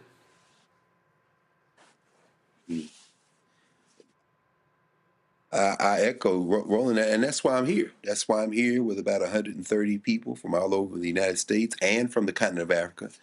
A shout out to my man Yokoreka Somé, one of the, if not the baddest Egyptologists on the African continent, who's come to us from Kenya. We're here for the very reason that we just heard Lorraine Toussaint portraying the great Amelia Boynton Robinson, what she said. We are the descendants of the people who gave the world civilization. In fact, we are the descendants from the people who gave the world people, the first people.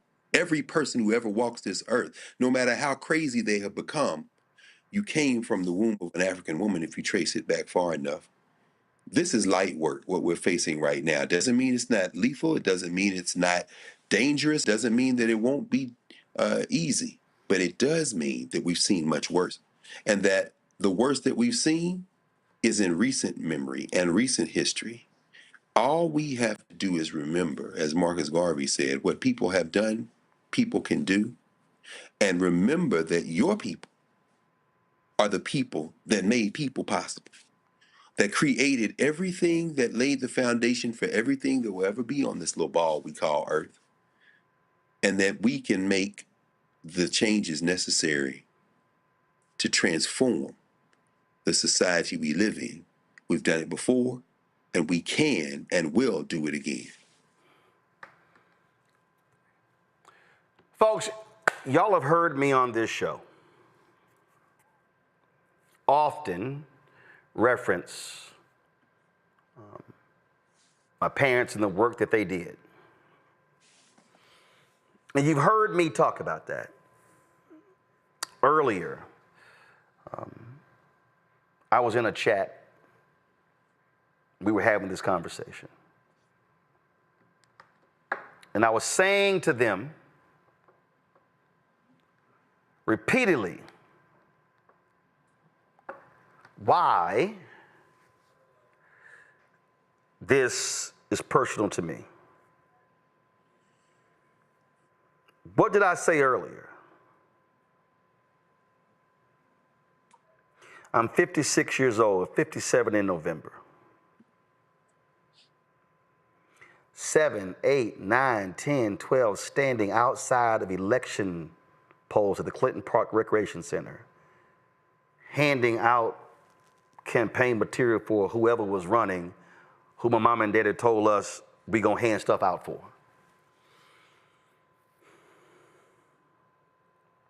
I remember when my mama was the 3 citywide co-chairs of the Metropolitan Organization, a multi-faith organization in Houston. And I remember being on the bus with her going to the Austin, the state capitol, for a rally on a Saturday. I remember a mayoral debate in the gymnasium of a Catholic church. And Mama's on stage with the 2 mayoral candidates, and they're asking questions. They've been asking questions, and I'm in the back doing homework. See, I remember being at home with my brother and my 3 sisters, and Mama and Daddy were coming home late because they were running phone banks. I remember being a child and being careful about getting splinters in our hand from unloading campaign signs in the back of a wagon. So I need you to understand that for me, this battle is not about what makes me feel good or what makes my brother, my sister feel good. I need black people to understand that whether we are in Texas or North Carolina or Georgia or Alabama or Mississippi or Arkansas or Louisiana or Illinois or Missouri or Michigan or Wisconsin or California, in any of these states, that literally what we are doing right now has an impact on a black child that is yet to be born.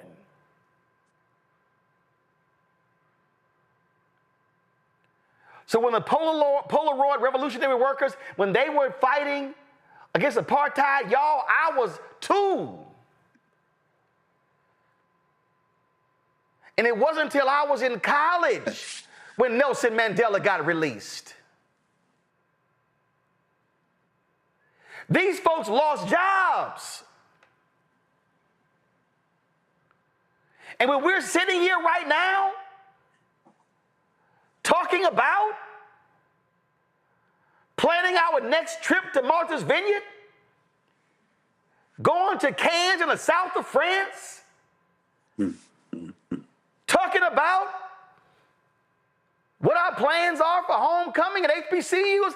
I ain't got nothing against none of us having any fun whatsoever, but I take it back to what Harry Belafonte said when I sat with him.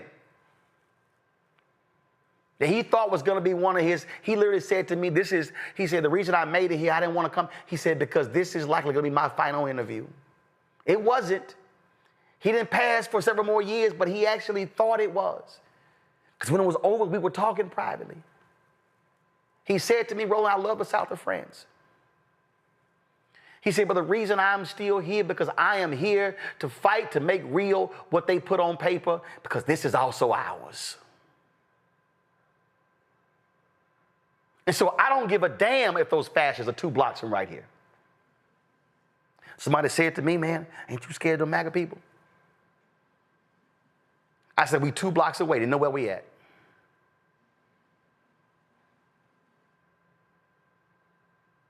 When I think back to that picture of that sister, when they had them bayonets, and she just moved that bayonet out the way. There's got to be something that black folks today give a damn about that is so real, that is so potent, that is so powerful, that they say, you know what, I got to block all that crap out because I got to fight for somebody I don't even know. I am a student of history, and I'm telling y'all what we are looking at right now is no different than what happened after Reconstruction in 1877. Don't take my word for it. Go do the work. Go look at how they invalidated the civil rights law passed in 1860s and the one in 1870s. Go back and understand Plessy versus Ferguson. Go back and understand the black laws. Go back and understand what took place. Go back and understand that 1890 Constitutional Convention in Mississippi where they said, oh no, it's too many niggas getting elected. Go back to understand when black people were a majority of the South Carolina legislature. And go back and look at what happened in Wilmington, North Carolina, when white fascists, not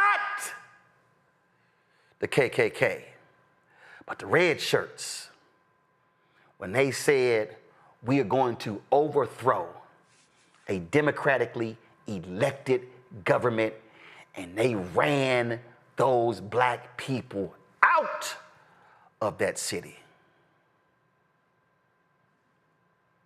There is a direct connection between what happened then to what happens now. And when they say, let's make America great again, that is what they're talking about. They're talking about what happened in Wilmington. They're talking about what happened when they burned and bombed Tulsa. They're talking about when they bombed Ida B. Wells Barnett newspaper and put a bounty on her head. They're talking about every single, they call them race war, but it was actually a white supremacist war against our people. This is not the moment for us to check out. This is not the moment for us to rest. This is not the moment for us to be unwilling to challenge. This is the absolute moment when people have to be willing to mobilize and organize and be willing to stand up to these races, because it's more of us subconscious than them. But they've taken advantage of too many of us feeling deflated and defeated. That this moment you've got to make a decision which side your ass gonna be on. And if you are unwilling to engage in this battle, I have one simple request. Get your ass out of the way so we don't have to run you over. Because we are not satisfied with what is happening right now. And I'll be damned as long as there is breath in my mama and my daddy's body and my body and other people of conscience, we're going to fight these folk to the end. And we will haunt their ass in death. Greg, thanks for joining us in Egypt. Reese, thanks for joining us as well. Folks, your support for this show is critical. I was literally sitting here, y'all don't even understand why this is happening. I picked up last week. These are money orders. These are checks. These are more checks of folk who don't believe in Cash App, Venmo, PayPal, Zelle, but they send money orders and checks. And I appreciate every single one. And I had to sit here and open the envelopes today. I had to sit here and sign the back of these envelopes. I got to take a picture of each one and deposit in. So it's going to take me some time to do so. So Etna Doggett, you sent me an email. I have your check. I know it was sent July 24th, but I told y'all when y'all send checks, y'all got to give us 2 months to process them because, y'all, it's a whole lot right here. And we've had folk out here who've been supporting us from day one, and we appreciate that. September 4th, we'll celebrate 7 years. You heard Reese ask the question, and yeah, we don't have billionaires and millionaires cutting us checks. And there's a whole bunch of millionaires and billionaires out there. Y'all say, man, what about those black folks? They do not send us checks. They do not send us direct deposits. They do not send us anything on PayPal, Zelle, Venmo. We exist because of regular, ordinary folk who believe in our mission. And so if you support this show, you support this network, if you support us speaking truth to power, if you support us being able to pay staff and being able to afford the rent on this place and the live view and all those different things, if you support all of that, we need your support. I didn't say we want your support. We need your support. Because there's no other black-owned media company that's doing what we're doing. Not one. There's no other black-owned media company that has a nightly digital news show. Not one. We've got 4 other shows. We're trying to launch new shows. So your support is critical. If you want to support us, first of all, Cash App, what did they do? They changed their rules. So if you want to support us via Cash App, use the Stripe QR code. It's right here. Click the Cash App button and contribute. That's the QR code right there. You see it. If you hear us right now, go to RolandMartinUnfiltered.com and you can access this. If you want to send a check or money order, if you don't believe in electronic stuff, we'll do that. Make it payable to Roland Martin Unfiltered. That's how the bank account is set up. It's going to pay for all of our shows. P.O. Box 57196, Washington, D.C., 20037-0196. PayPal is R Martin Unfiltered. Venmo is RM Unfiltered. Zelle, Roland at RolandSMartin.com. Roland at RolandMartinUnfiltered.com. Y'all take a screenshot of this right now. Seriously, take a screenshot of this right now. And I want y'all to post, it's more than 4,000 of y'all on YouTube alone. I want y'all to post this on every single one of your social media channels. I've never asked y'all to do this. I want y'all to post this, take a screenshot right now. Post this on every one of y'all social media. Pull up the Cash App right now. I want y'all to take a screenshot of this as well. I'm gonna post both of these on my social media accounts. Y'all can grab that as well because I'm telling y'all, we are building something that's vital. Somebody says, Roland, take care of yourself. Y'all, I was on that treadmill today, 3.5 miles. We're going to keep doing that. I got a protein shake right here. I'm doing that right now. So you see it right here. So I'm trying to do that. But again, Cash App, use Stripe. You can use that QR code for credit cards as well. Take a screenshot, post it on social. Again, checks and money order, make it payable to Roland Martin Unfiltered. P.O. Box 57196, Washington, D.C., 20037-0196. PayPal is R Martin Unfiltered. Venmo is RM Unfiltered. Zelle, Roland at RolandSMartin.com. Roland at RolandMartinUnfiltered.com. If you have not downloaded the Black Star Network app, we want you to watch the show on YouTube because we generate more money there. But we have the app as our backup in case anybody says we can't post our content. So download Black Star Network app on your iPhone, your Android phone, your Android TV, Apple TV, Roku, Amazon Fire TV, Xbox One, Samsung Smart TV. We want you to, of course, get my book, White Fear, How the Browning of America is Making White Folks Lose Their Mind. Every dollar of that book goes into the show. You can get the audio version on Audible. I read it. Get that. If you want to support us with our swag, you want to get our shirts, all that sort of stuff, go to shopblackstarnetwork.com. We got rid of the other company. We're not using Custom Spring anymore. We have a new partner with our products. Go to shopblackstarnetwork.com. To support the black-owned products you see on my set right here, all of these are black-owned products right here. And they're all on the website. You can go to shopblackstarnetwork.com to see all those products. If you don't forget our audio podcast, we're on all the platforms. We use iHeartRadio. They distribute it out to Spotify, Amazon Music, Apple Podcasts, iHeartRadio as well. And don't forget, download the app Fan Base. We need to build up this Black-owned social media app. I need all of y'all downloading this app. And if you want to invest, get more information at startengine.com/fanbase. Folks, again, I rock today purposely. This is the quote from Shirley Chisholm, unbought and unbossed. That's who we are. That's how we roll. We can win, but you cannot win a fight if you do not fight back. I'll see you tomorrow, right here on the Black Star Network. Holla!